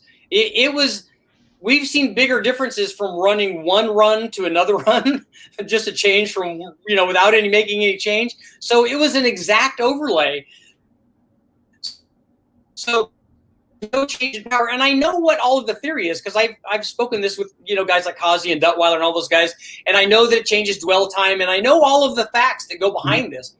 But all I can tell you is when I did this test, this is what happened. And it didn't make any change in power. So from the very first engine I put together for myself when I was 16 years old, I had the direct connection, the Bible, the engine book. And it tells you in there, turn the pistons around. Oh, yeah. So from the very beginning, any engine I've ever built for myself, automatically, and I just swap bank to bank and just turn them around so that the orientation of the rod stays correct. Sure. When we ran the fuel cars, what I found, what everybody found really, was we went from the 5/8 stroke crank with a 7-inch, 7.04, call it a 7-inch rod. We went from the 5/8 crank to the 3/4-inch crank. So you went from 496 inches, and then they reduced the bore size to keep it at the 500 cubic inches, and went to the 3/4 inch stroke crank. So it changed the rod ratio from 1.62 to 1.56. And at that point, the entire engine changed. The carrot, and I know it wasn't just the bore size, because we ran match race cars with the 4.25 bore instead of going to the smaller bore. It changed the entire personality of the engine, making no other change than just that increase of stroke. And all that did geometrically was reduce the rod ratio from 1.62 to 1.56. The motor would start experiencing bottom hole detonation. So in other words, like you'd pull the heads off of it, and everything was wet, everything was happy. There was no signs of the thing being lean, but the pistons would beat to death. And you would start to get, at the bottom of the bore, you would start to get witness marks from the rings where they would try to expand at the bottom of the bore. So the fix to this was to start advancing the cam to get the exhaust valve open quicker. So there's, in my mind now, the reversing the piston offset is along those same lines, but it's not quantifiable. Whereas when you go to the extreme version of it, the fuel car, that small change in rod ratio made all the difference in the world in terms of the way the motor stayed together and the way it made power. Now, eventually, everybody went to the 3/4 inch crank and started blowing tons of fuel through it to keep it out of that detonation cycle. Yeah. But, so you changed the bore size and the stroke and the rod length, right? In that example, is that what you're saying? Yes. Well, the bore size got smaller on the NHRA cars, on the legal cars. Yeah, because you have to maintain 500 inches or less, right? Is that what you were doing? Okay. Well, we ran match race cars, so we kept the 4.25 inch bore, and we kept the 4.25 inch bore, kept the same 7-inch plus 40 rod, and the only difference was the crankshaft. Okay. Going from the 5/8 to the 3/4 inch. But let's not even talk about that. Let's go back to what are your feelings? What are your thoughts on reversing the piston offset? I actually wanted to ask you about that. I want to test that because honestly, I don't see how that's going to change power, but I want it to. Like I'm, for me, because of what I do, and I've done back-to-back dyno testing most of my adult life. I don't go in thinking something's going to happen. I go in asking, okay, here's the motor, let's test it, and whatever happens, happens. Hopefully we have an explanation for, if something weird happens, we have an explanation, and we do the test thoroughly enough that we know that we know we did our part at least. I want to test that. I want to run that on the dyno, and I want to turn the pistons, and I want to run it again and find out if there is any power to be had from spinning the pistons around. Okay, so my seat of the pants back-to-back in known cars is just freshening the engine. See, it's hard to quantify because, again, you're freshening an engine, you're changing the rings, you're getting everything back to where it's supposed to be. You clean up, you're bringing the motor back to basics, but at the same time, you're also reversing the offset. Yeah. So my experience, though, is that the engine will hit the converter harder with them turned around. But I've never actually taken an engine and made no other changes other than turning around. So for me, it's just always been a religion. They told me to do it in the Direct Connection Bible, and so it's something that stuck in my head. They said it was okay, so it must be okay. It can't hurt. Yeah. Well, and that's why I want to, and the things that I do, I test always one thing at a time. So if we're going to change something, I'm going to put in it'll be a new combination with a good running piston, and it'll all be working the way that it's supposed to. And then we'll be able to just do that. So we'll be able to see if that actually changed. Does it change the dwell or the angle or anything and we'll sweep it through with different timing and different air fuel and find out if it wants something different because of that, because that's part of it too. I am dying to see this. Yeah, I think it would be awesome. I would love to try it. People ask me about it all the time, but I don't have any data for them. I don't have anything to confirm or deny that this works. I'm going to say that I've always done it and I've always had good success. But that doesn't mean what kind of engine can we do that on? Can we do it on a 318? What can we do it on?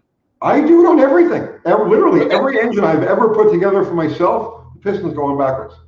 So Okay. I couldn't even, I would say if you get a chance if you get your hands on a 400 Mopar, that's like a crazy offset. If you could get your hands on one of those, that I think would probably be the most extreme example. Okay. But would it you do it on a 318 obviously then, right? Or a Slant Six or any of those? Everything. I've built probably, I don't know, 50, 60 motors for myself over the course of my life. And I can't think of a single one I ever built for myself that I didn't turn the pistons around. It's just an automatic thing that I do. So all of the piston manufacturers, you just call them and tell them, hey, you guys have got this all wrong. You need to reverse yourself. I'm talking about stock pistons. Not obviously, if you buy an aftermarket piston, the pin's going to be centered because then I can sell. It's directional. Yep. Right. I'm talking about for production, using production parts. And I've done Chevys, and because I've had a number of Chevys through the course of my life. Slant plans. We did. He talked about the slant. Yeah. Okay. Kathy was just asking me about She's checking her list, right? Yeah. Well, we would need to do that on something that has a that's not a pressed pin. Then we'd need to do something that has a floating pin, because that would make obviously disassembling and rotating it obviously much easier if we could do that. No, all you do is just swap it from bank to bank. And we could swap the rod. Yeah. Yep. Bank to bank, turn it around. Okay. But I would love to see that. I would love to see that. That would actually make life a lot easier than having to take the piston off the rod. I mean, if we could just swap from side to side, that would make life a lot easier. Yeah, if you swap from side to side, you turn it around, it keeps the orientation of the chamfer to the rod to the crank. Yeah, that's got to be correct. Yep. Yeah. No, that would be kind of cool. Should we look at some questions? Yeah. Yeah. Well, go ahead. You pick them. Yeah. I think that this one's a better one for Tony, but do 4-barrel carbs get better mileage? Is it so with I think what he's thinking about is with the small primaries, like on a quadrojet or something like that, do they get better mileage? So what do you think? Yeah, absolutely. And if you mess around with that Super 6 setup that you have, you'll find that gets better gas mileage than the single barrel. Okay. Is this 2-barrel progressive, or are they both opening up at the same time? It's the same carburetor you find on a 318. It's a Carter BBD. There are small differences in. Okay, so on the carburetor that you have, it's metered for the slant, so it's jetted a little bit leaner. Okay. For the slant, and there's the linkage for the choke is turned around backwards. Okay. But functionally, it's the same as a 318 carburetor. And I've taken them back to back and I've used the BBD, the 318 BBD on a Super 6. And not only I'm going to guess it's got to be a solid 18, 20 horsepower difference between those two carburetors, but your gas mileage goes up. Only because you don't have to give it as much foot. See, there's your answer. A small 4-barrel. That's why we used to. I mean, the quadrojet back in the day for the stuff that we were running was awesome for two reasons. One, because it had small primaries and you could get better gas mileage, but also because it made the noise. You turn your air cleaner lid over, and then it made the cool quadrojet noise, which was awesome. Okay. Let's see. Oh, Kathy. Hey, Tony, did you find out today about the Joe, yes, I'm going to do more big block Ford stuff. I've got a 429 waiting to go on the dyno also, and it's a 1970 high compression 429, so that will kind of be cool. Tony, you said you were going to find out maybe about a 340 block or something? I didn't talk to him today. I'll hit him up tomorrow. I'll get you information on that tomorrow. Okay. Sweet. Let's see. Richard, have you ever done a Smog 400 Pontiac? I haven't. The guy that was a Pontiac guy for me was Steve Rideout over at Powertrain Dynamics. He did a bunch of Pontiac stuff, and he always had all the cool Pontiac stuff. I've never done a 400. I did see two. The last couple times I was in the wrecking yard, there was one, but I think it was a 403 Olds. But I would like to try that motor as well. But a 400 would be even better.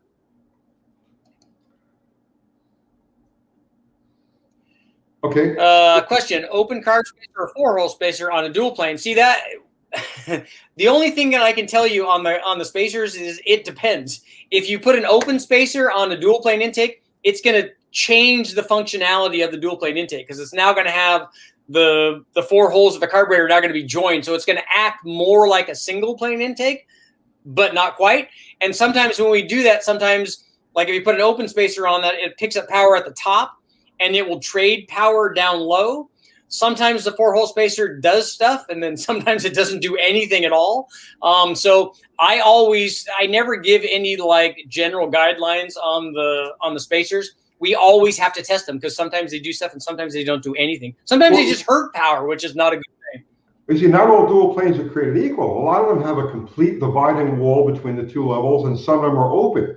So you can't really, what would work on one won't necessarily work on the other. No, and you have tapered combos and just all kind. And sometimes we run a tapered combo and we'll turn it upside down, and you do all kinds of. Sometimes we stack them on top of each other, and like I said, that's why I like the dyno, because if somebody asks me if something does something, I can tell them yes, it did something, or no, it didn't something in this particular case, and then I never generalize and say it always does this because it's easy for it not to always do that. That's a good question from Jimmy Fed. An electric turbo, I would like for that to be a thing. But what I think will happen, unfortunately for us, is I think that it's just like when the military was working on piston engines for their planes. They started developing some really cool stuff. And then they thought, oh, you know what we're going to do is we're going to do jet engines now because this is the wave of the future. What I think the wave of the future, and we're already starting to see it, is our electric cars, unfortunately. And I think that the technology is going to go into that rather than optimizing things with combustion engines, with the ones that we love, with things like the electric turbo, which I think is awesome. I think the electric turbo, for me, is the kind of technology that I want to see, along with like, who is the guy that did the valve train? Koenigsegg did the free valve motor. So you want to have basically limitless cam timing. So the cam timing, you can open and close the valves however much or as long as you want at any given RPM. That's kind of been the holy grail of camshafts. The guys from Formula One used to try to do it with pneumatics and hydraulics and all kinds of stuff. But that kind of stuff I'd like to see more development on, but I think we're going toward the electric vehicle. I don't see it happening. I don't see it happening. I mean, they're pushing hard for it. Yeah. I'm not saying they should and that I like it. I'm just saying that seems to be the direction that they're going. Well, you see, a lot of people, I have nothing against electric cars. A lot of people they're fast. No, I actually, nothing against electric cars, nothing against the technology. I like it. It's different. It's something that's different. I respect the Teslas. I respect all these things they're doing. But I'm one of those people that I believe that oil is a naturally occurring. Oil is like the second most common liquid on Earth compared to, you stop and think about it, dead dinosaurs. We would have eaten up all of the dead dinosaurs just paving the interstates, much less what we burn every day. Yeah. So I think that what's going to happen is if the electric car, if they're able to fortify the grids enough to handle several million people plugging their cars in at night, and they do put a dent in the oil industry, I'm fairly certain the oil guys are going to step up and say, oh, wait, we were wrong. It's not dead brontosauruses. It's actually something that the Earth sweats every day. So, yeah, come on. Oil's good. Come and use some. Yeah, well, and oil is, that's obviously a myth. I mean, oil came from a very tiny portion of the dinosaurs. Almost all of the other stuff was like other kinds of material, and not just the dinosaurs themselves dying, because we didn't have very many dinosaurs, obviously. That would have been gone away a long time ago. But I agree. I would like to see it continue. And even if we create electricity, we have to do something to generate that. It doesn't just happen out of the air. I mean, we're using propane or natural gas or something else that's that's usually a byproduct of that, and that's a whole that's a whole nother discussion. Somebody wants to know if the 300 inline. Yes, the Ford 300 is definitely on the list. And again, like the Slant Six, which I just happened to fall into, the Ford 300 is another one that I definitely want to do an intake manifold because it's a 2-piece EFI intake manifold, and it already has a lot. And they also have carbureted ones too, but it's a manifold that I'm going to play with a lot, so it will be awesome. Okay. Maybe Joel, maybe Tony knows this one. How much boost can a stock 400 Mopar take? The block will take a lot. The crank will take a lot. The rods and the pistons are usually the things that will break, and I don't know what that number is until we do a Mopar test. Yeah, as long as they keep it out of detonation. I mean, that stuff is strong, and there are certain 400 blocks, the early production 72, 400 blocks that have like this main saddle that's like solid. It's just so yeah. I mean, a lot. You put the front of those motors to a lot. Oh yeah, no, it's the number out is way more than you probably would want to run. Somebody's recommend a Brule versus Holdener dyno shootout. If we were running carburetors, Brule would win. He's the carb whisperer. He's the guy that I go to whenever we need, because he does that every day. So if there's a big block tunnel ram that comes in and he needs to do the tuning on it, he's really very, very good at that. So if I have carb questions, I usually go to him with that. I mean, I can, if the air fuel is 11.8 and I need to change the jet, that's easy. Or I need to change a high-speed air bleed or something like that. Oh, that's very easy stuff.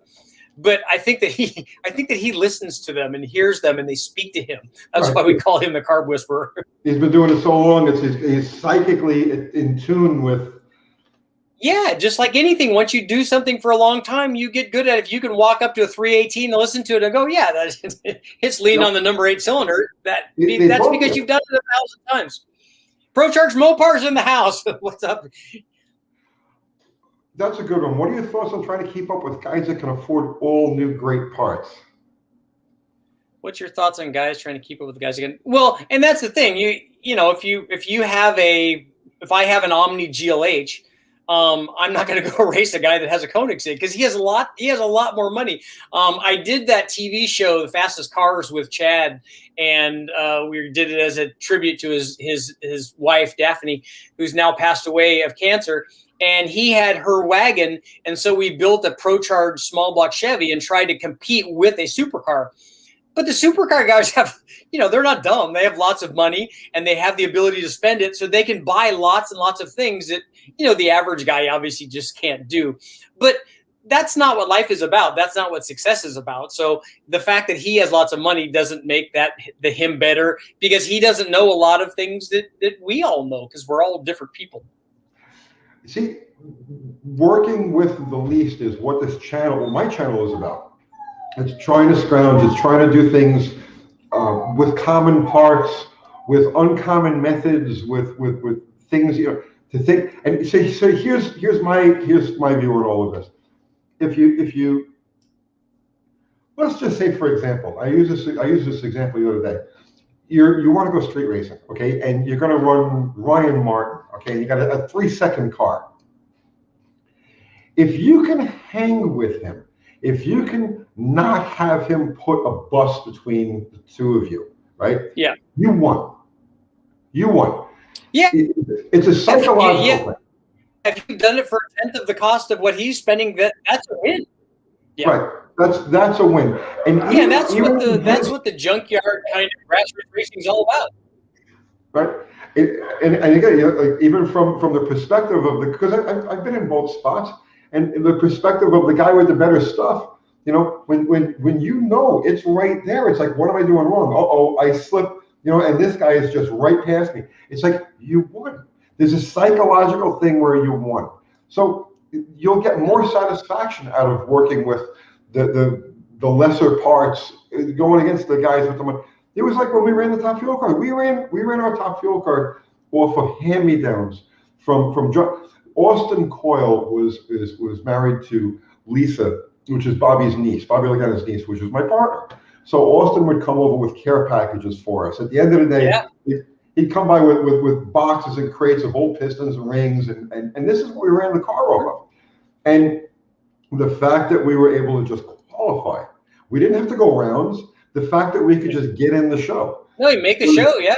That was a win for us. Yep. You know what I mean? And it gave us the opportunity to go to the next, to just keep the cycle going. So working with the least is always more fun. It's always more satisfying than just buying the stuff and making a number. That's how we went road racing. I raced in the Bridgestone Supercar Series in a Mustang, and it was a Mustang that we used to take to the races. We would either borrow a truck from somebody, or I would rent a truck and we would disconnect the speedometer so we wouldn't have to pay for the mileage.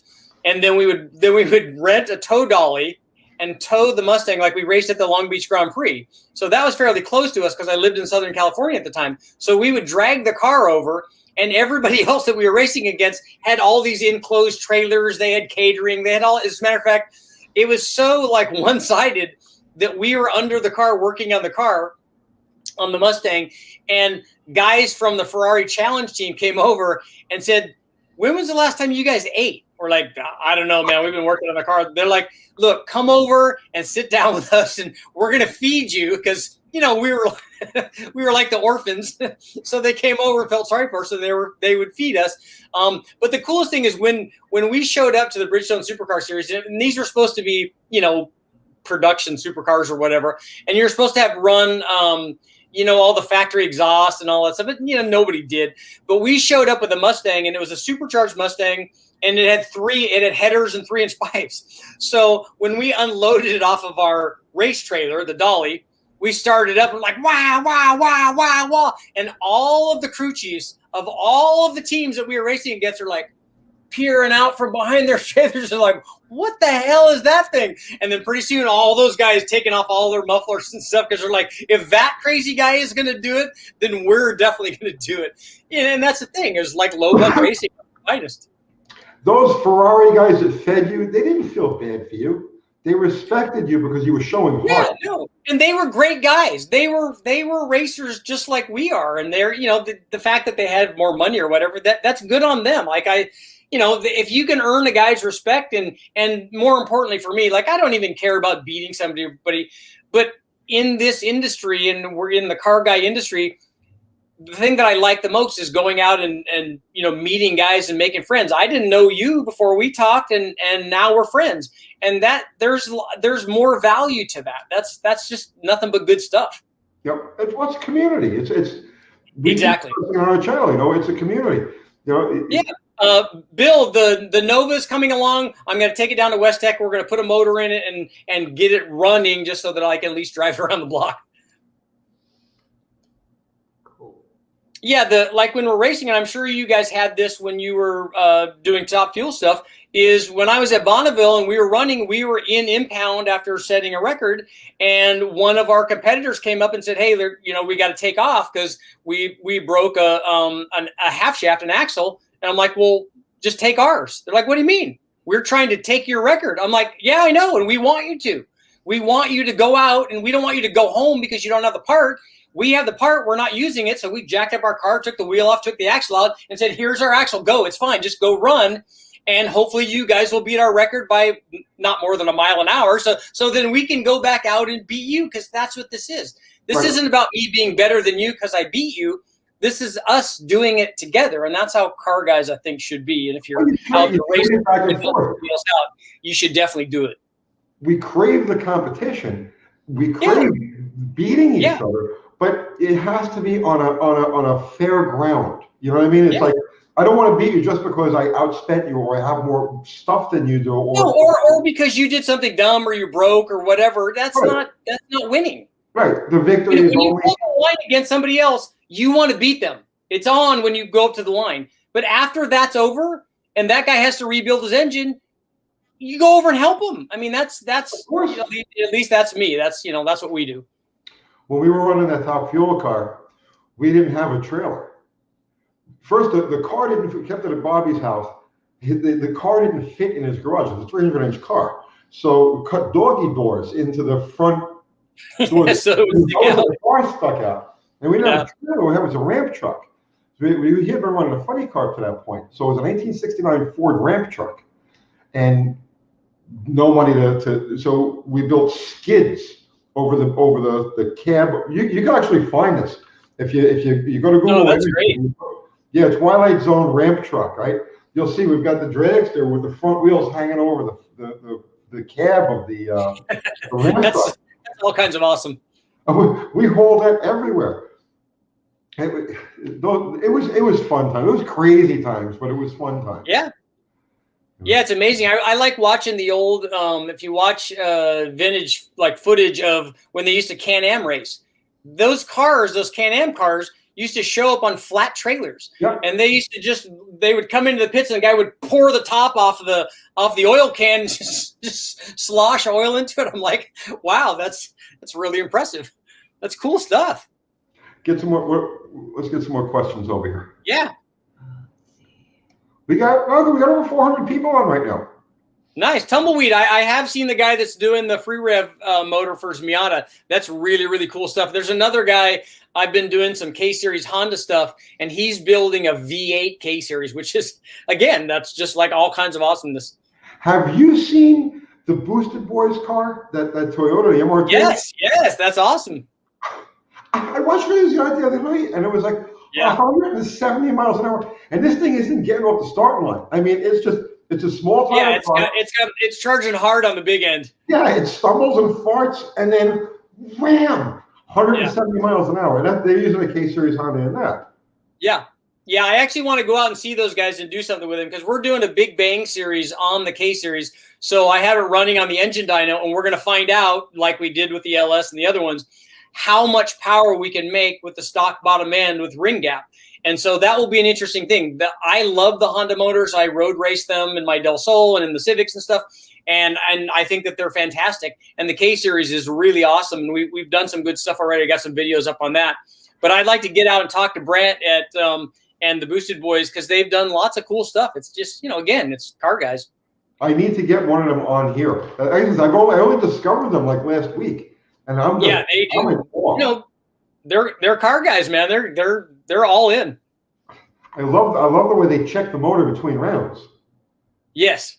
Sounds good. Send it. Yeah.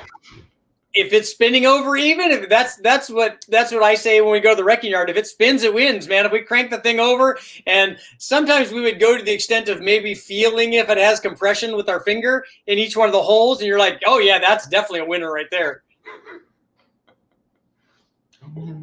Richard, I have a question. Why don't you like the 429? Actually, Mark Sanchez, the guy that owns that 429, he loves the 429. He likes it much better than the 460.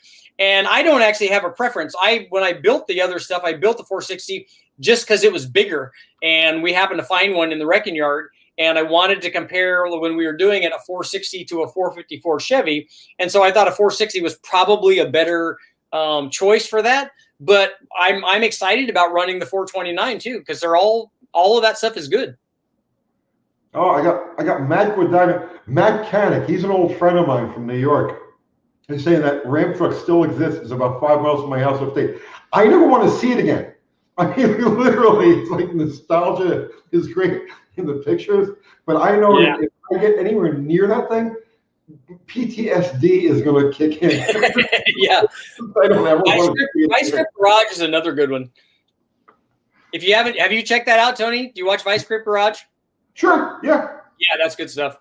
Yeah, I want to do more stuff like that. The revival deal where you go out and you find it.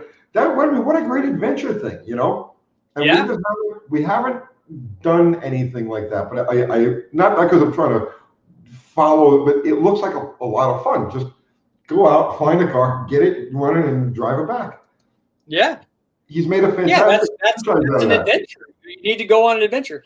Let's see. Did this 5-liter stock block testing ever turn out any specifics? I've only run a lot. I mean, I've run endless number of 5 liters, and we've run them with all kinds of boost turbos, blowers, and all kinds of stuff. But I haven't done any sort of big bang stuff to find out whether or not the block splitting was a function of actual block strength. I've had a lot of people tell me, "Oh, it's just tuning," but we're pretty good at tuning. I've been doing that a long time. I mean, I have a 1988 5-liter LX Mustang that I bought in November of '87. I'm the original owner, so I still have that car. So I'm pretty much OG 5-liter stuff, and we've been doing tuning on those for a long time, and we know how much timing is enough and how much what the air fuel is and stuff. So the tune I don't think is it. I think that there is a strength issue in that block. It's a thin casting. I just don't know. Nobody that I know of has like keyed me in on it's exactly this thing. So I don't know what it is. Well, going for ancient history, there were a bunch of cars that ran 289 Fords on nitro back in the day. One of them was a car called the Finagler.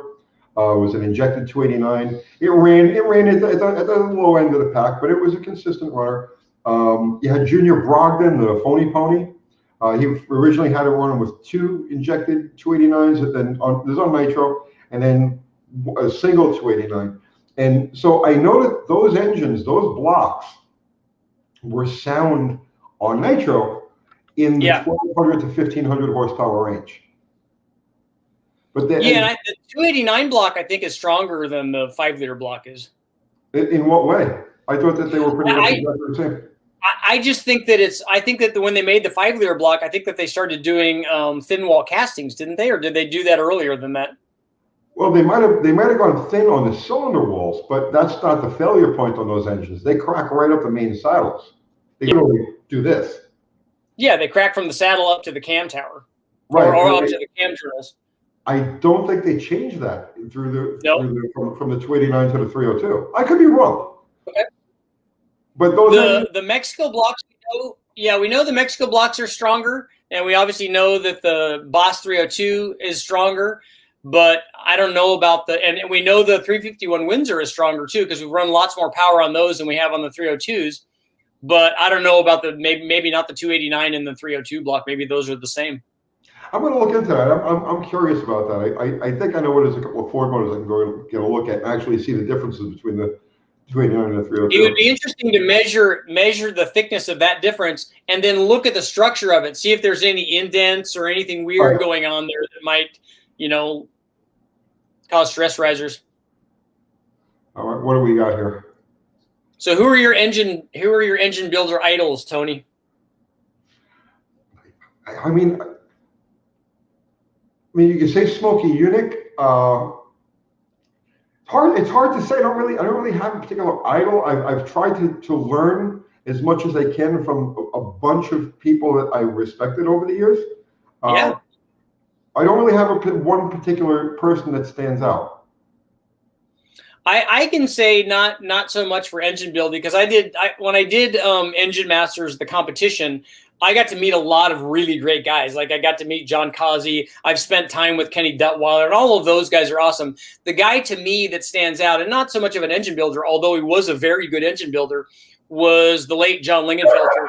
I met him out at a top speed shootout that I took a Mustang to for road and track out at Fort Stockton.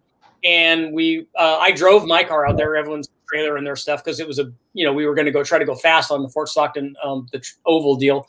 And I got to talk to him, and, Corky Bell was there, and Norwood and a bunch of guys. But while I was working on my car, I was tightening the belt on the supercharger or something. He walked up and said, "Hey, tell me about these blowers." And I'm like, "You're John Lingenfelter. How am I going to tell you anything?" He's like, "Well, we don't run these. We've never run these. So you've run those a lot. You run at the Silver State." I'm like, "How do you even know what I did? You're John Lingenfelter." And then I sat down and talked to the guy, and he was like, in this industry, you get to meet a lot of people. Like I've met a lot of guys that are really big names in this industry, and I've been disappointed.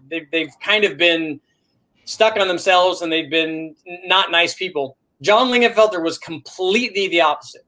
He was the most down-to-earth, genuine, awesome guy that I wanted to hang out with. And he was, he was everything that I thought a guy in this industry should be and more, because he was very talented. I remember when the road and track guys came up and said, "How fast are your cars going to go?" We were all standing in like a driver's meeting kind of.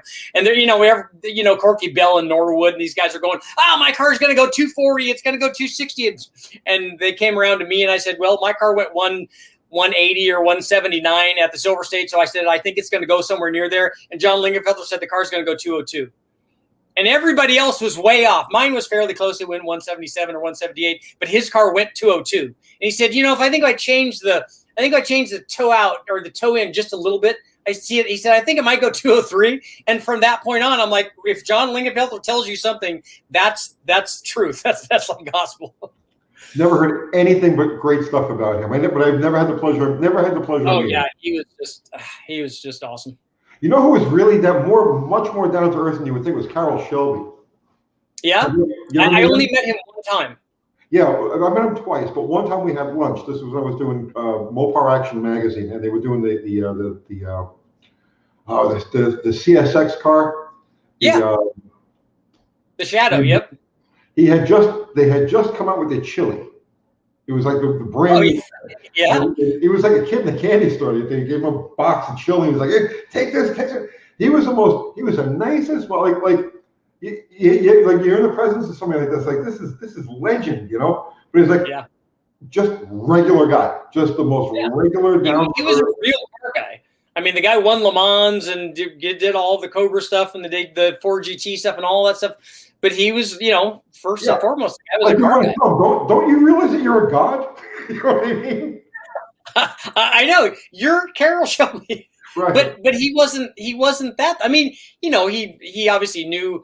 You don't know until the end that you did all of these things. Like if you guys haven't watched like the Ford versus Ferrari movie, definitely have to. I mean, my wife is not really. She's not a car person, but she loves that movie. I mean, whenever it's on, we just turn it on, even if we're not watching it and we're just doing something else. We just love that. The Ken Miles was awesome, and they did such a great job with him. And I love when Carroll Shelby stole the stopwatches and threw the lug nuts down. All of it is it's just gold. All right, what else do we have here? What is too much stroke for a 4-inch bore? I don't think you can have that. There isn't that amount. Really? Whatever fits. I mean, I know a lot of guys grill me about piston speed. They're like, because when I did on the LS, I did the short stroke. We did the 4.8 crank in the LS3 block. So it was a 4.8 crank in a what is the block now? A 4065. I think we went 4070 on the LS3 block. But everyone's saying, yeah, you need to put the short stroke in there so it revs. And I'm like, the short stroke is not what's determining how much RPM that motor can make. It's the valve train. The valve train determines how high you can rev the motor. Everyone's like, yeah, but piston speed. I'm like, look at what a mountain motor does. Look at what a pro stock motor does. Look at how much RPM they're running and then calculate the piston speeds. I had an interesting conversation with John Causey, and he said, well, when we're building these mountain motors, he said, we were worried about piston speed. First, it was 4,000 feet per second, and then it was 4,500, and then it was 5,000. He said, and after a while, we just stopped calculating it because it's just scary, and it's going to break. He said, but it never did. He said, we just kept revving them higher, and they just kept making more power. And he said, so we just stopped using that as an absolute thing. Okay, this is something I've pondered for eons. Maybe you have an answer for this. At what point is there a diminishing return to cubic inch? The example I always gave was, if you go back to, let's say, the dawn of the mountain motor era, the late 80s, let's say 1990, and you had your legal NHRA 500-inch cars, and you had your IHRA unlimited cubic inch cars, and they were all out in the 800, 850-inch range at the large size. But you only had a tenth between them at the time. Yeah. What do you attribute that to? What is it? Just pumping losses? Well, I think what you would look at, like when I did the test of the DZ302 versus the 327 and the 350, they all made about 355 horsepower. And what determined that had nothing to do with the stroke length or the rods or anything. It all had to do with the fact that they all had the same cylinder head. So, and roughly the same cam timing and the same intake manifold. So that was determining what the power output was. So on a big inch motor, if you're going to rev it, you need obviously even more airflow. So if you have heads that flow a certain amount of air that will translate into a certain amount of power, you might be able to get there with two different displacements. You'll just do it at different engine speeds. Like how fast was a 500-inch Pro Stock motor running and how fast was the mountain motor running, where they were probably achieving that at different RPMs, right? Well, I mean, at the time, you would be able to, the illegal, it would happen pretty often, legal NHRA cars would enter into an IHRA unlimited field and qualify and sometimes go rounds. Yeah. But it wasn't that much, there was maybe a tenth between packs, you know, so yeah. But you're talking about a difference of 300 cubic inches. Yeah, like I said, I think the thing that's limiting them is airflow, because if you can't build a big enough head to feed those extra cubic inches to be able to rev it and to put enough camshaft in it, then it's just going to make the same power, I think. At the time, like Casey was doing mountain motor stuff. That was, you know, that was his bag. So I think that they had the proportion of the top end. Okay, let's use a different. Let's come up with an example here that a standard architecture small block Chevy. All right, at 283 cubic inches, at 383 cubic inches, at 483 cubic inches. There isn't a direct correlation to the size and the amount and ultimate power output. At what point do you start to find diminishing returns as you increase the size of the motor? Are you thinking that you'll see diminishing returns because of a change in frictional loss, or what do you think is going to limit power? Well, I don't know. That's why I'm asking you, because what I can tell you is I don't think you will. If you look at any form of racing, like if you told the Pro Stock guys right now that they could run 550 inches, every one of them would do it. Yeah, because it would make more power. No, Same thing with Formula One. If you allowed back when they ran 3-liter Formula One engines, if you would allow them to run a 3.5-liter, they would have done that, and it would have made more power. No, I agree. There's no question about that. Yeah. The question is, at what point do you start to find diminishing returns? So in other words, the difference between a 350 cubic inch engine and a 400 cubic inch engine, 400 to 450, 450 to 500, as you go larger up the scale, the amount of gain gets smaller and smaller and smaller. At what point? I don't know. I don't know what that number would be. Okay. It's something I've pondered many times. You know? Let's see. This is the exact problem with the 408 Mopar. Well, yeah, see, that's a pretty good example. I mean, I've seen lots of cases where somebody will take a 360 and they'll throw a 4-inch stroke in the thing, and I end up with a 408, and it doesn't run any better. It should make a lot more average power. It should make, if you go from a 360 to a 408, it should make 50 or 60 more foot-pounds down through most of the curve. And if you're making the same power with a 408 or a 400-inch motor that you do with a 360, it's because you've limited it with cylinder head flow or cam timing. Because when we did Engine Masters and the limit was 410 inches, nobody picked a smaller displacement than that. Right. Everybody picked 410 inches because they know that we're looking for 1 and 2 horsepower is the difference between winning and not winning.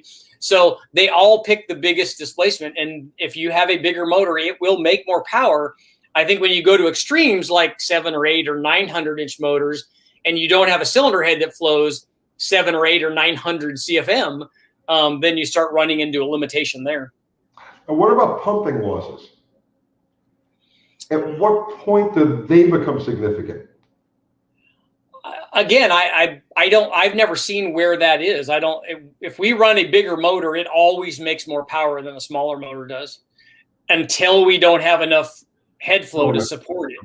If you got a head that flows 200 CFM, if you make more than 400 horsepower, you're doing pretty good, but you're not going to make 500 horsepower. That's going to be really hard to do no matter how big the motor is. Okay, let's see. Come on, guys. What kind of? Let's see. How you doing, What's Steve? the max power on a stock small block Chevy block? I don't know. We've done 1,000 horsepower with the late model Vortec blocks, the 4-bolt blocks on the from the trucks. We've done 1,000 horsepower with those things. So I don't know. I haven't done a big bang on one of those, but I would like to and find out how much power they'll make. So let's see. Alexander said he likes the quad 4. Look up the batten airflow. I know. I've looked up the batten and the fueling stuff. I've almost memorized that stuff because that was really cool when they were running the Oldsmobile Aerotech car back in the day. Those things made a lot of power. If you put 50 or 60 pounds of boost to a 4-cylinder motor, they start making some real power. So, Joel, so light pistons and light and crank won't give you more RPM. What it will do is add power. It'll allow you to get there faster, but only if that's the limitation. And if you don't have the valve train to run more RPM, you can lighten that up to nothing, and you won't be able to run that RPM without the right valve train.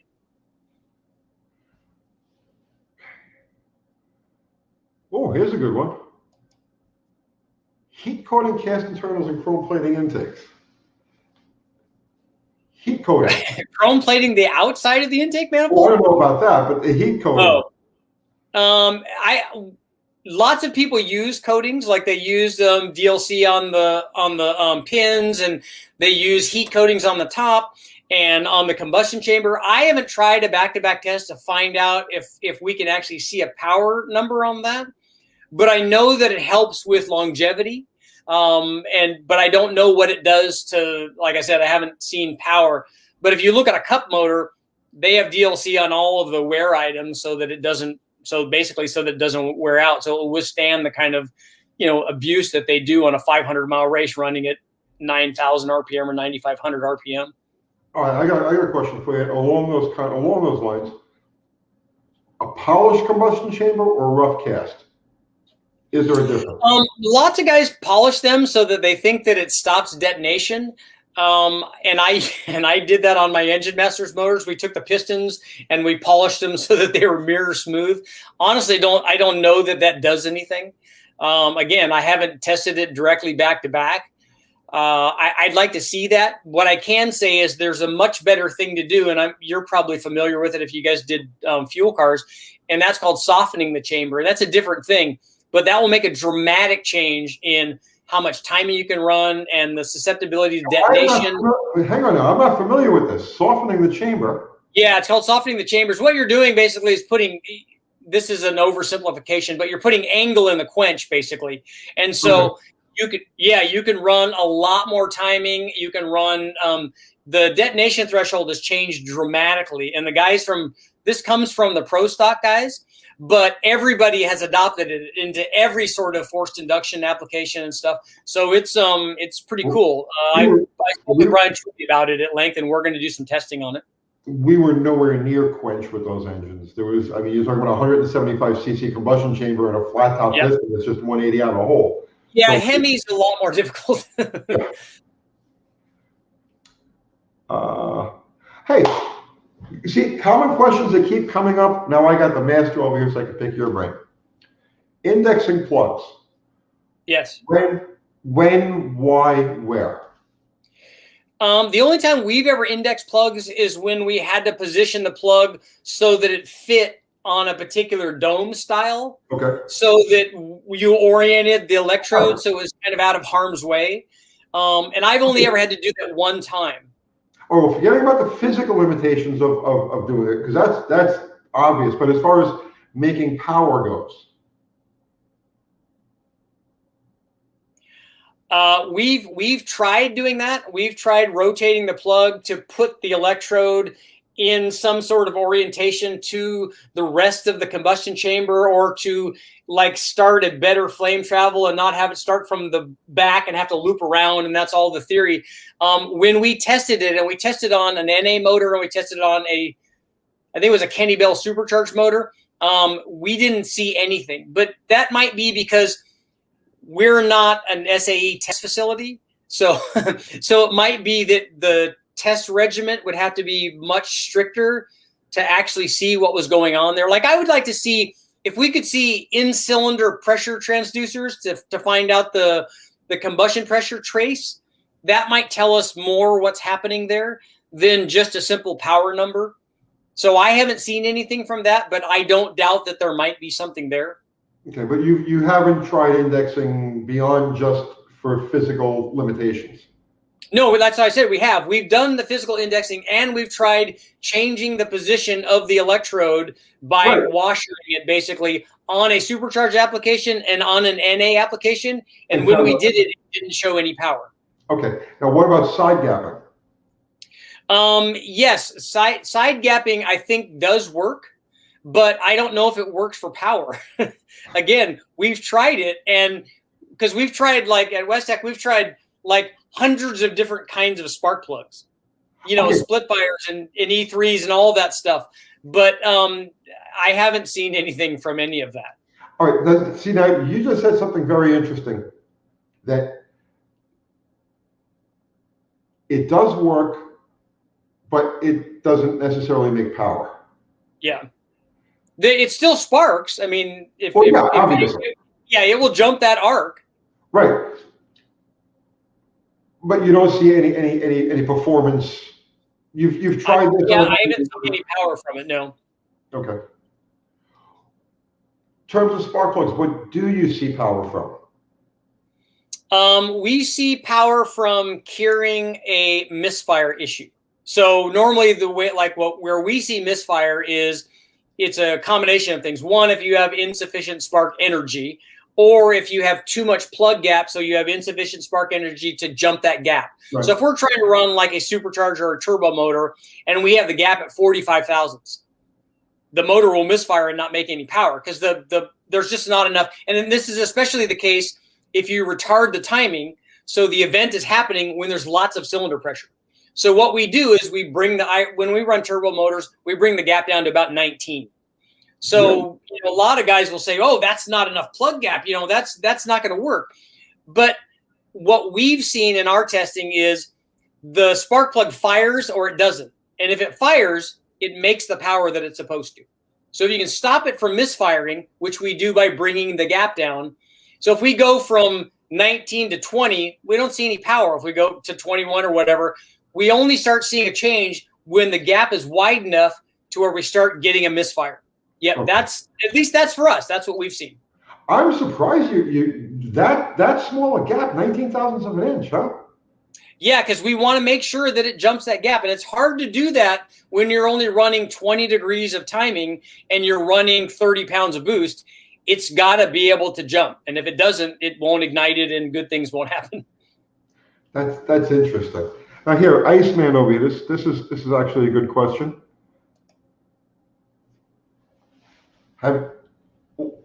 What are the gains with a CDI? And it follows the same lines that if you can jump the gap, then you can get the spark energy and ignite the system, and you will make power. And you can do that with multiple different ways. If you're talking about a capacitive discharge, are you talking about like an MSD, like a multi-strike thing, or just that type of ignition amplifier? That's probably what he's talking about. Multi-strike is going to help more. And since they only do it up to 3,000 RPM, that's where you would see your gain. Because then after that, they're not multi-striking. There isn't time for them to physically do that. So it's only at low RPM.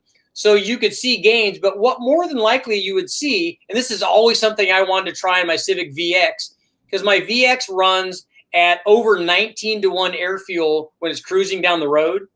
And so it's hard to get a homogeneous mixture when you're that lean. So I always wanted to try an MSD, a multi-strike, because we're only at about, we're less than 2,000 RPM while we're cruising down the road, to get complete burning. And I think we would see gains there. And I think you would see changes in emissions and fuel mileage with a multi-strike deal more than you probably would see power. This is one. Now, you and I have never talked about this, but I'm a points guy. I love points. Okay. What have you seen points? Now forget about float. Now we're talking about a good set of points to 7,000 RPM. What do you see? What have you seen between points and an electronic ignition? I did a test recently, and I have to tell you, I don't have a ton of experience on points. I had points in my old Camaro, and I ran points recently on the 292 Chevy. And when the points are working the way that they should, because they're just determining when the thing sparks. Right. So if you have enough coil and the points are working the way that they should, they seem to work just fine. We even ran a turbo on the 292 Ford with a points ignition, and you know, as long as you brought the plug gap down, it worked just fine. And like I said, they're just kind of determining when that's happening. And as long as they're not worn, as long as the dwell is right and the gap is not too much, it always works out for us. And they're not floating. That's yeah. If it's an RPM thing and they're moving around, that can be a problem too. Do you run dual point stuff when you run it? Yeah, well, it's both single and dual. It just depends on the application. Okay. All my daily drivers are vintage Mopars. So the newest thing I own is 1978. So I've got points ignition. Any of the hot rod stuff has dual points. You run all the pre-smog stuff. What's that? Do you run only pre-smog stuff? Yeah. I don't. The carry. I have a box truck. It's a 1978. That's the newest of them. But yeah, everything else is from the 60s, very early 70s. So there's no. Wow, 78. That's really new. Oh, my Miata. I have a 1990 Miata, and it's like, to me, this is like a futuristic car. Oh yeah. That might as well be a DeLorean that time travels, huh? No, I mean, just to clarify, I was in the regular repair business and fixing everything up until 12 years ago. So I'm too familiar with all of the EFI and so it's not like I'm a stranger to this, and I'm just a throwback. So in my own. Do you run many modern Hemis? Any of the Gen 3 Hemi stuff? No, not yet. You have not run any of those? Okay. Not yet. I mean, the 426, please. The Gen 2 Hemi. Yep. Yeah, Gen 2. I lived 426 Hemis were my life for about 20 years. Did you do any of the early Hemi stuff, like 392 or? Yeah, I built in the early days of Nostalgia Top Fuel. I built an iron 392. Okay. I always wanted to build a 354. I never got a chance to build a 354 because I went right from that to the 426. When I was building street engines, street 426s, street race cars. Then I decided to go with the fuel cars, and so everything was 426. And for a little bit of time, I fell in love with the early motors. The Nostalgia Top Fuel thing was just getting kicked off. It was like around 1990, 1991. So I got very into the early Hemis for a while. I love those engines. My buddy John Wilburn, one of our mods, he's picking up a DeSoto, a 341 DeSoto to build. Oh, cool. So yeah, that's great. I know Freiberger, they're doing an Engine Masters deal, and they're running one of the Hemis, and I think a 440 also. So, and I think there are multiple carb deals. So that will be kind of an interesting deal. Now, what have we found with multiple carbs? We just had dual quads, single quad versus dual. What have you found back to back? Well, that usually has more to do with the change in intake manifold because it's a different intake design. Obviously, if you look at the cross ram stuff for the Z28, or even if you look at a conventional, dual quad where one's in front of the other, usually the intake manifold design is different than it is with a single four barrel. So you get a change just from the manifold, and then you get the other change from the flow rate of the carburetor, which is why a lot of the original OEMs did that. Because they had carburetors that didn't flow a lot, and so putting two of them obviously helps that. Well, yeah, like especially with the Carters, because what is a 600, a CFO 6.25 Carter? What does it actually flow as compared to a Holly? But yeah, and they get trouble to flow that much. What's that? I like dual carburetors. But have you ever done an apples to apples test? Let's say a dual plane single four versus dual plane dual quad setup back to back. Yeah, I did one on, but not an OEM one. I did one on an Edelbrock. So we did the Performer. I think it was Performer RPM air gap, and then the dual quad, which I also may have been a Performer RPM air gap. I don't know what they called their dual quad version of that. But a customer came into Westech and they ran both of them and swapped them, and they both did very well. I'll try to, if you want, I'll try to dig up the dyno results and I can show them to you. I can send them over to you. Yeah, I'd be curious to see that. That's because that was something we I'm going to run on this.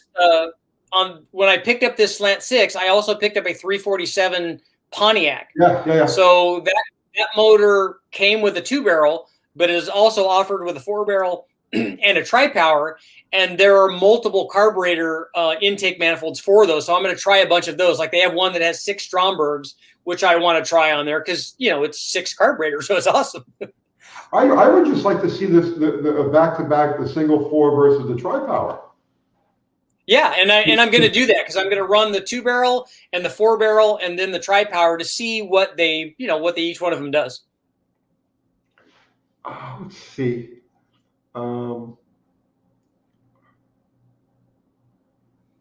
Richard, have you seen a fix for the oiling cam lifter starving in the late model Hemi? I actually haven't ever had a problem with any of the Hemis that I've run. We haven't had any oil starvations in them, and I don't know if it's just the ones that I've gotten. Most of my motors are from the wrecking yard. I've run a couple of new ones that didn't belong to me. I was able to borrow them from somebody else, but we never had any oiling issues. But then our motors weren't sitting there idling for hours on end like they are in a lot of applications. I think that's probably part of the problem. Exactly. I was just going to say, your business isn't to let engines sit and idle. Yeah, ours don't. Yeah, and they don't have to run for very long. They run on the dyno, and it's pretty quick and easy. Somebody wants to know the difference between a Cobra Jet and a Super Cobra Jet. Honestly, I don't think any more people would go the Super Cobra Jet route versus a Cobra Jet. In fact, I don't think that they would do either one of those. There's so much better aftermarket stuff for those engines. There's so many really, really good cylinder heads for them that are a lot better than any of the factory stuff. You obviously wouldn't run those camshafts anymore. There's so many better camshafts. So you would take the 429 and do a heads, cam, and intake on it, and you would make more than any of those factory combinations ever made, and it would make a lot more power.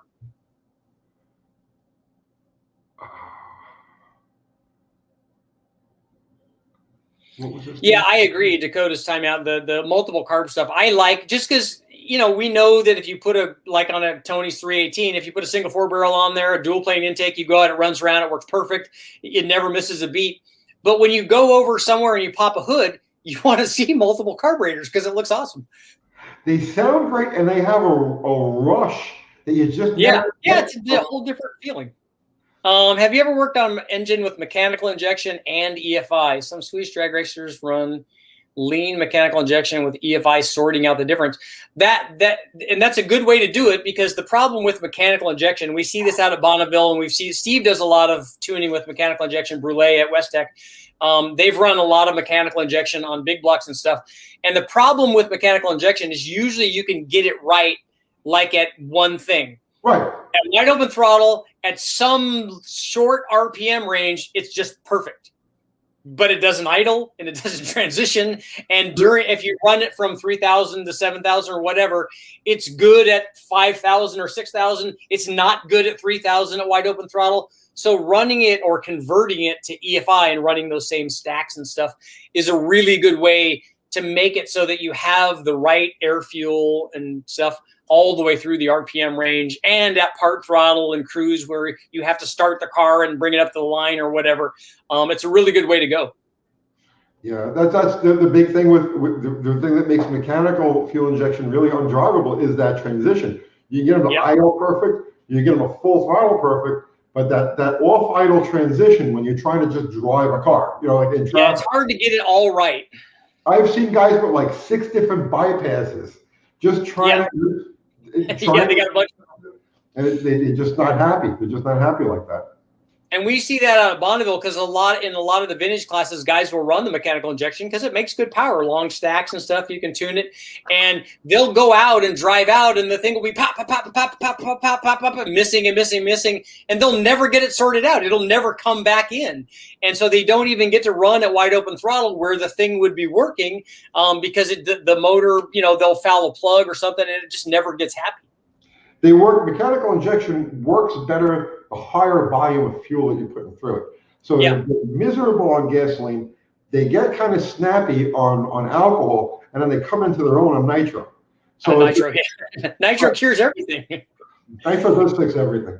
Have you ever messed around?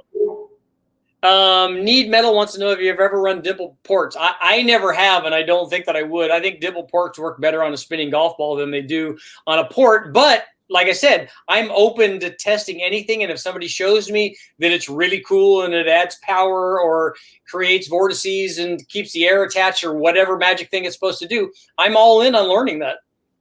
You know, a simple mule engine like that where you could test each of these things. Yeah. You know, and I have about 10 or 15 different test motors. But the thing is, when you test something like that, it might not work on a 400 horsepower normal kind of street motor. Maybe it does work at a 800 or a 1200 horsepower motor. You know, maybe it does work there. I don't know. Bruce, I've never dynoed a Jeep 4-liter, but that is on the list because after I started doing all of these 6-cylinders like the Slant Six and I want to do the Ford and I've done the Chevy, and I'm also going to do the Atlas 4.2-liter Chevy. The Jeep is definitely high on the list because that's what everybody asks about. They want to see Jeep performance mods. Oh, here's a really good one. Is wrapping exhaust headers a waste of time? I don't think that it is. I think it solves a couple of problems. One, it gets rid of the heat radiating into the engine compartment or in the adjacent areas. So it stops heat from there and keeps it in the exhaust and have it go out the back. So right away, that's a good thing. I also think that wrapping exhaust for a turbo application is probably beneficial. Although, again, I don't know how much that is. If we wrap it, do we get another 50 degrees worth of heat energy into the turbo or 100? Or I don't know what that number is. But I like having things not be, because if you've ever run an engine on the dyno or anywhere even on a chassis dyno, if you've run a turbo motor, that stuff glows red hot. If you get really hot, it glows almost white hot. So that's not good for stuff that's around there. So having all that heat wrapped up, I think is a good idea. But what about as far as making power goes? Because so I don't, as a general rule of thumb, I don't wrap things, but I do understand that heat is the lubricant for exhaust. So is there a power gain in wrapping? I don't know. I haven't done a header test where we've wrapped it. And again, I wonder about how much. Yeah, no, I agree. That's a good question. I've had guys ask that that's a good video. Turbo stuff, but guys want me to wrap the whole exhaust because I did a test recently where we did a remote turbo. So I had about 14 feet of tubing length between the exhaust manifold and the turbo to simulate a turbo that was mounted in the back of a vehicle. Turbo. They wanted me to wrap all of that exhaust to try to improve the response rate of the turbo to keep the heat energy going to the turbo, which is a great premise. But I didn't have 300 feet of exhaust wrap to try to get that done. No, but I mean, you could just use the regular dyno headers and give them a wrap and just do it before. Yeah, we could find out if that does anything. And also, I think it would be a good idea to put an EGT probe in after that to find out if we are changing. Are we changing the heat? Is it keeping it in there actually? That would be a big video because that's something a lot of people want to know about.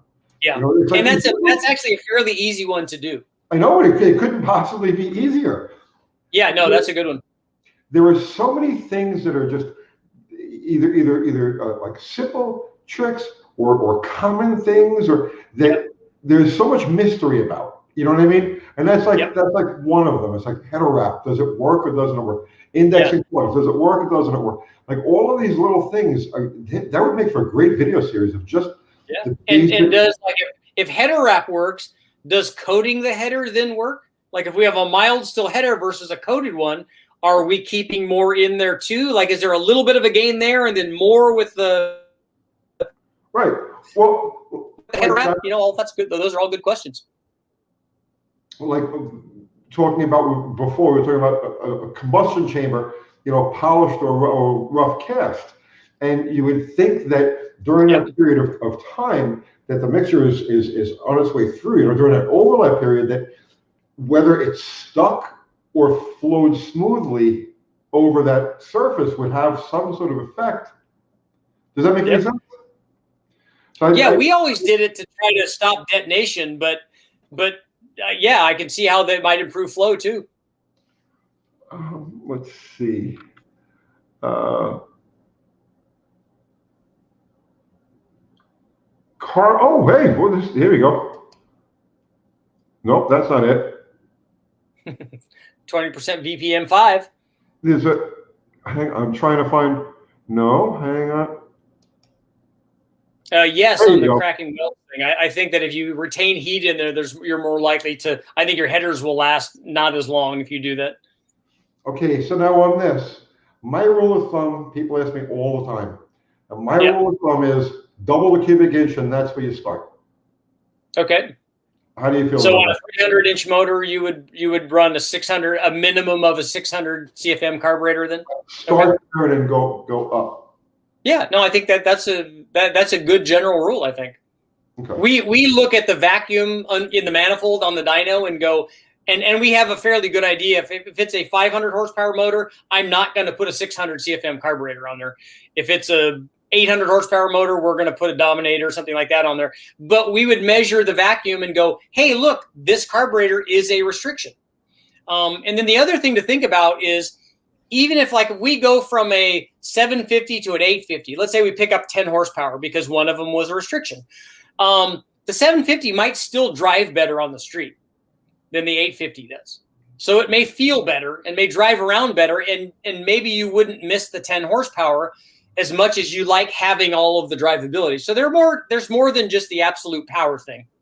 Well, I guess most of the people who ask this are just it's their daily driver, street strip car or whatever, and they just want to know a starting point for a carburetor. Like I said, that's the rule of thumb that I've always given people, is just double the cubic inch, and that. I think that's good. Okay. Let's see.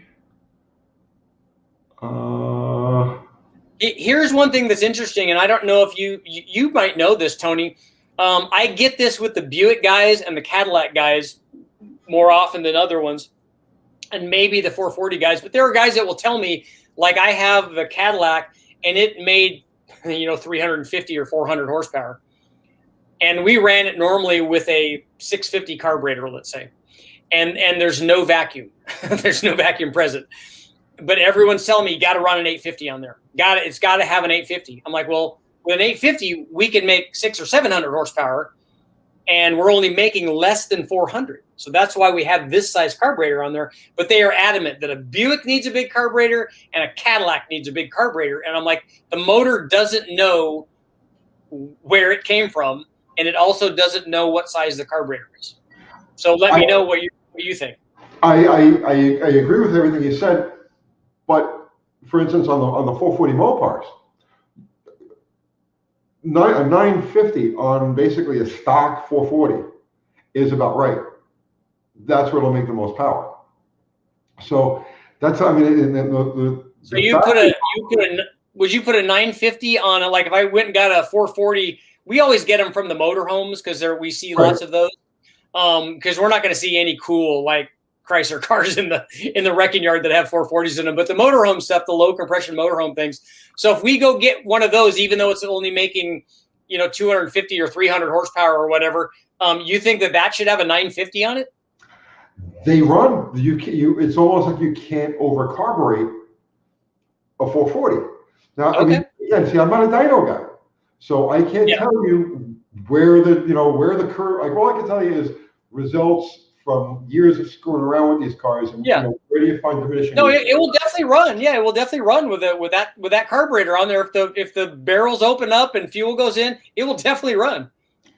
Basically, stock. Well, okay, you take the 6-pack for example. So you've got 1,300. There's 1,350 CFM. In theory, they flow the same as a 950. Okay. Is there a better induction system for a 440 for a stock motor? I don't know. I haven't tested those. I would have to ask you or ask Dulcich if there's what the best induction system is. Well, just saying, there's an example where the factory equipped the stock 440 with 950 CFM. Yeah. And sent it out the showroom door, and nobody ever complained about a 446 pack being overcarbureted. And you can say the 340s use the same setup. Yeah, 340, and isn't it that those are the same carburetors, right? They're the same carburetors, but here's the thing: they're vacuum secondary on those. Now I can tell you for sure, for certain, on a 446 pack, if you replace the vacuum secondary carburetors with the Ford carburetors, which have a metering block for and just a regular progressive linkage, there's a night and day difference. I mean, you take just a stone stock 440, you drop one of those mechanical secondary, use the Ford carburetors on it. I mean, they storm. Don't think you could do that with the 340. The 340 works with the with the vacuum secondary, so it's probably only pulling half, or thereabouts. But okay, yeah, I mean, like I said, I think that's what Dulcich did to the tri-power setup that he had on the 440. I think that he made them mechanical, and he made them so that they had jettable metering blocks in them and stuff. Yeah, well, the Ford carburetors, through direct connection, they used to offer the Ford carburetors with a mechanical linkage as an upgrade to the vacuum secondary carburetors that were on there. Because Ford used the same setup, two 500 CFM outboards and a 350 CFM center, but they each had accelerator pumps and all of that. So, all right, let's see who else we got here. I don't just let's see. If you see anything that jumps out, just say so. Matt wants to know if a forged steel crank is better for oiling and horsepower. Again, I haven't seen that. There may be a difference in resonance frequency in the steel versus a cast one, but they always use forged ones in high horsepower deals, where especially if you're running RPM. But I have never broke a cast crank. So if you take a look at what we did with the LS, that has a cast crank in it, and it made 1,540 horsepower. So we didn't hurt that crank. So if you have everything right, I don't know that there's a necessity for steel. And I also don't know that a steel crank would necessarily make any more power than a cast crank if everything was the same, as long as all the bearings were the same and there wasn't more drag and the weight was the same, although that might be difficult. The steel crank's probably going to weigh more. Yeah, but okay, for my own cars, the stuff that I'm just driving around cars or street cars, a 13-second, a 12-second car like that, I always choose a cast crank over the forged because it's about a 5-pound difference with the Chryslers, like a big black Chrysler crank. So I sell the forged cranks. The guy that spends a fortune on those, and I use cast cranks, and I have never broken one. You're not going to hurt them on a 400 horsepower motor. I can tell you that if you reduce the weight of the reciprocating mass, it will definitely make more power. Because we did a test on the dyno. When we run something on the dyno, we have to attach a flywheel and a drive plate. It looks like a clutch, kind of. It's the center section of a clutch. And so we ran a small block Chevy, and we have a steel flywheel and a steel drive plate, and then we have an aluminum flywheel and aluminum drive plate. And if we run the aluminum version, the motor makes more power. So if you change the reciprocating weight, you'll definitely change power. All right. This goes back to what we were just talking about. Low compression favors a smaller carb. Is that true? I think that those two things are not the correlation that you should be looking at. If it has low compression, it's going to be making less power, and then the less power is going to require or will only need a smaller carburetor. I don't think compression by itself, like if we took a low compression motor and put more camshaft in it and more cylinder head and more intake and made more power, it would need a bigger carb. I think that the carb need is based on the power output and the airflow needs of the motor. See, now on that, I would say that the compression has nothing to do with the amount of air that the motor is going to pump through. So it's not a matter of the sizing of the carburetor, but a lower compression motor is going to want less fuel. It's going to be happy with less fuel. So it's more of a jetting thing than a CFM. Jetting issue. Yeah, that would make sense. And see, now I got sidetracked because I was just going to ask you. I had the most brilliant question in the world to ask you. I know it's gone. Just gone.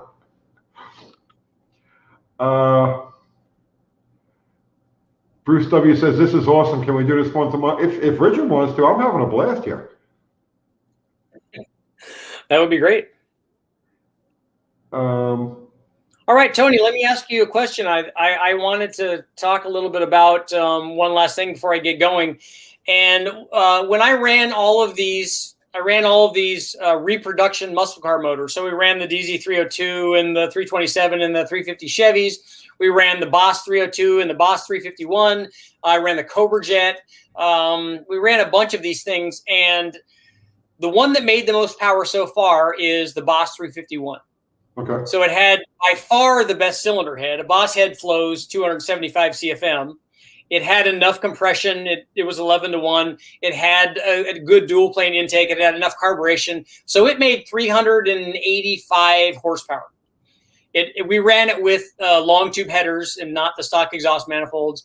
And they all were run with a 750 Holley. A lot of those came with 780s. Some of them came, like the Fords, came with auto lights and stuff. But I wanted to run carburetors, the same carburetor on all of them.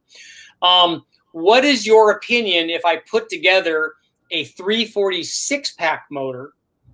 How do you think that motor would compare if I put like a real reproduction one, not one that has beehive springs and has light and pistons and like others I've seen? A real reproduction, what do you think that it would do compared to these other muscle car motors? Well, okay, so now I've driven both. The 350, okay, so now we're talking about stock package. We're not talking about something that's got aftermarket or exotic cylinders. You're talking about the engines as they were. No, a stock one, the way that it came from Dodge, an unported head, the valve job that came from Dodge, the springs that came from Dodge, the cam, everything the way that it ran. The only change we made is we put a different carburetor on it and long tube headers. The Boss 351 will kill it. I think so too. I don't think anything's going to beat that motor. Okay, this is going back to about 30 years ago now. But I did a drag test on a Boss 351 Mustang. This was Muscle Car Magazine, I think it was. Okay. Middle 1980s, later 1980s. And I've been doing like retro drag tests. So I did a Hemi Daytona. I did just a bunch of different cars. It was a 427 Vet. I did an AC Cobra. But one of them, and the car that shocked me, right, was a Boss 351 Mustang. This was a 4-speed. It was yellow, black interior 4-speed car. I can picture this car like I just walked away from it, like, because it left that kind of impression on me, right? And we were running in English Town. They had glued the track, but it hadn't been worked in yet, right? So it was like they were having a show that night. And I had run a couple of cars. We had a couple of cars that we were testing that day, right? And then I got on the Mustang, and when I power shifted second, I got completely sideways with this thing. I mean, like, I was like, holy shit, right? I might have actually gotten the two wheels off the side. It was before they had guardrails. There was still grass there, right? I power shifted second. The car slid out. I think I got I think I got the left rear wheel in the grass, right? But I just drove it through. And I ended up going like 1285 with this thing, which completely got me by surprise. You know, yeah. I don't think that it was very much modified from stock. I remember the car had exhaust manifolds on it. Everything looked right under the hood, like it hadn't been. You know what I'm saying? And the owner swore that it was stock. Yeah. So I don't know, but I would say 346 pack versus the Boss 351. The Boss 351 is going to fucking kill it. That's kind of what I think too. It definitely killed the Chevys. As a matter of fact, the Boss 302 beat all the Chevys. No, I can see that too. No, I did the Boss 302 versus the DZ 302, and that was actually very interesting because everybody thinks the 302 with the big head didn't ever make any torque, and it actually did. It did very well. Compared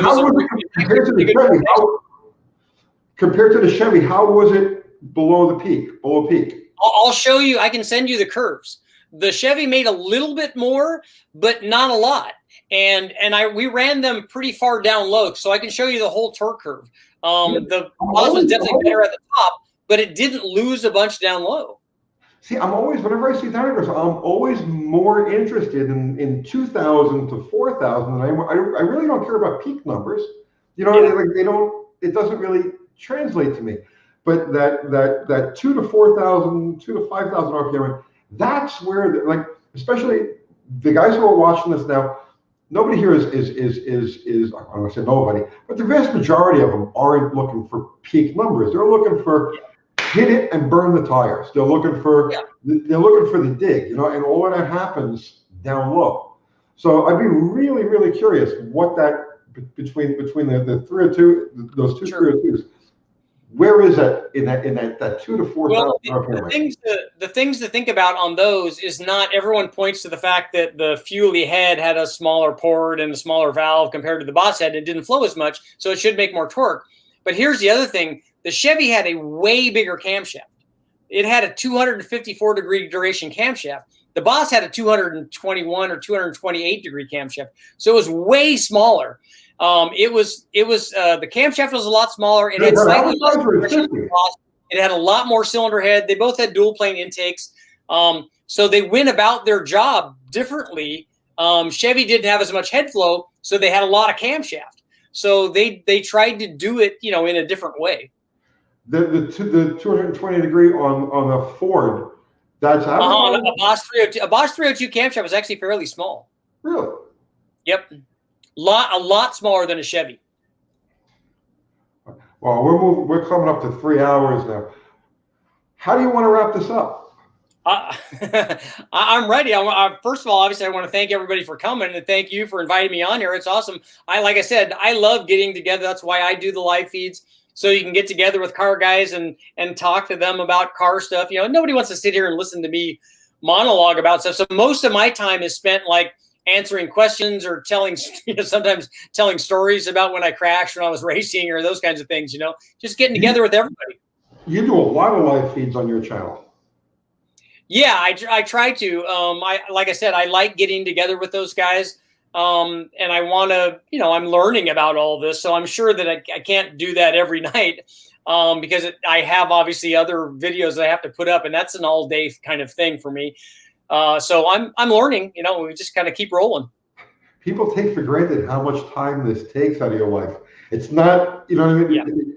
When you start doing YouTube and you do it at a professional level, it's like it eats your existence. It's like that's it. You know, it's like it's. Yeah, it's all day. They complain that you don't get a video up fast enough. Where you're like, look, this is like 8 or 10 or 12 hours worth of work to make all of this stuff happen, and that's assuming that I had already shot all of the dyno stuff that I had shot already. It's just putting it all together. Is that you've been doing this a long time. It takes a lot of work. Well, I had a great time tonight. This was awesome. Me too, and I want to test the piston thing, so I'm definitely going to try to put that on the schedule. I'm going to do some Dodge stuff when I get the GLH. I'll let you know, and I'll try to maybe do some live chassis dyno videos with that stuff. You know, because I'm really excited about that, and it's not going to be as fast or make as much power as other stuff that I have, but I'm going to like it even more because it's going to be awesome. I'd like to make this a monthly thing if it's good with you. Yeah, I'm in. Let me know. All right. Okay. Yeah, we'll touch base. Let's say during the course of the week. I'll find out about that 340 for you. And guys, anybody who isn't subscribed to Richard, get over there now. Subscribe. This guy is an absolute master of what he does. So you know, and you're all. I don't know about that, but I like to talk. So come on over. But you've been doing this for so long. You know, you can intuitively know what's. And I know right after this is over, I know that there's 1,000 questions I want to ask you. Yeah. Things that I know that you've seen or done repetitive and A to B and back to back, but we could burn. But if we do it once a month, you could write them all down, and then I can test them and we can figure it all out. I'm going to do that. Bro, I'm going to come up with a list of things I want to see tested back to back. That would be easy for you to do once you've got something on a dyno, you know? Like when you have your other live, ask the guys what they want to see and what kind of questions they might have, and that's all good stuff. One other thing I wanted to do too is I want to send you. I got to find an affordable way of shipping. I want to send you a Slant Six head that I ported for the last motor. That would be awesome. Do you have a ported one? What's that? Okay. Do you have a ported head? I have a ported head back at the garage. Yeah, back at the shop. Okay. There's a couple of other things I want to do to it also. And wait, I'll tell you about this. We'll talk about it another time because it's a whole series of videos that I think I want to do at some point. I'll call you on the phone. Richard, Okay, thank yeah, you so much. I really enjoyed this. This was fun. This was awesome, man. Thanks, guys. All right. Yeah, everybody, thank you for joining us. And I'm going to hit the escape button. I don't know how to. Oh, there it is. End broadcast. Leave studio. That's all you got to do, man. Thanks, guys. We'll see you later. On our regular Sunday Night Live show, 7 o'clock Central Time. And remember, we have our Wednesday Night Tech Talk with Dallas. So I'm trying to do as many lives as you do because I love doing the lives. Richard, thanks, brother. I'm trying to be like Uncle Tony. Good night, all. Thanks, man. We'll see you guys.